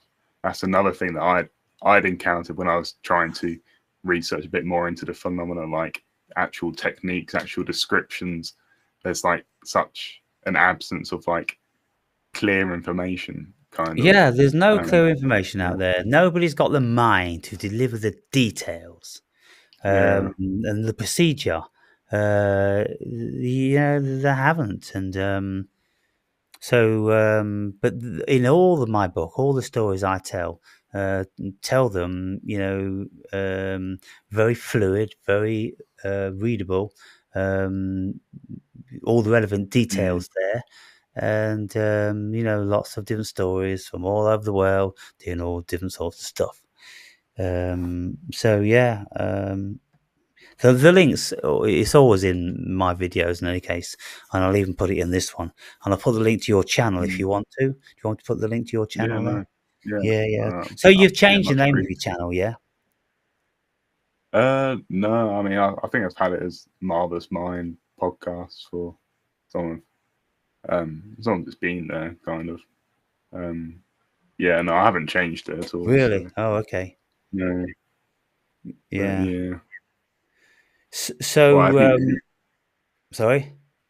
I was like asking, have you sort of like changed your channel and stuff like? And I know Well, you. I've been called the Woken Brave for many years, Mm, um, but yeah, I've had lots of channels names, and of course now the channel closer to God, the Awakened Brave channel, because the book's name's closer to God, and mm, so I wanted to change the name of the book, but in almost every at the end of every chapter, I end it closer to God, and mm, and so it is what it is. I named it that because I was moved to name it that by spirit, mm, and you know, I thought a better name might be um, a journey to the self. I think it's more mm, appropriate, but it's a very God-oriented book. I speak a lot about the Christian faith. I speak about lots of Jesus quotes. I ask what is heaven, what is hell, what is faith, what is love, and I speak about different facets of different gods from different cultures, Brahman and Hinduism and Buddhism and the Tao Te Ching and you mm, know lots of different philosophies. It's not a religious book. I'm not a Christian in any shape or form. I'm not religious. I'm cosmic. That's what I am. mm, So anyway, if you ever do get around to buying it, then have a read of it, and then highlight stuff as you're going along, like some of people doing now. mm, They're actually eventually doing that, and then they come in and we're chatting about it. Because it'd be mm, very interesting to see what you make of it. Do you get it? Do you understand this stuff? Do you want it clarifying? All these sort of things. mm. No, yeah, it's yeah, I'll definitely, make most of sort of this network that you're building of like people, like-minded people who want to sort of seriously engage with this stuff. Like that's definitely something I would like to be a part of. So yeah, I'll Yeah, definitely be taking up that offer, and yeah, and by the time I sort of like, I think I look, it's quite a big book. It's like 600 or pages or something, six hundred or and seventy. 70. So yeah, I'll pick it up and I'll let you know as I'm going through it. And Well, but yeah, you're doing weightlifting when you're picking it up.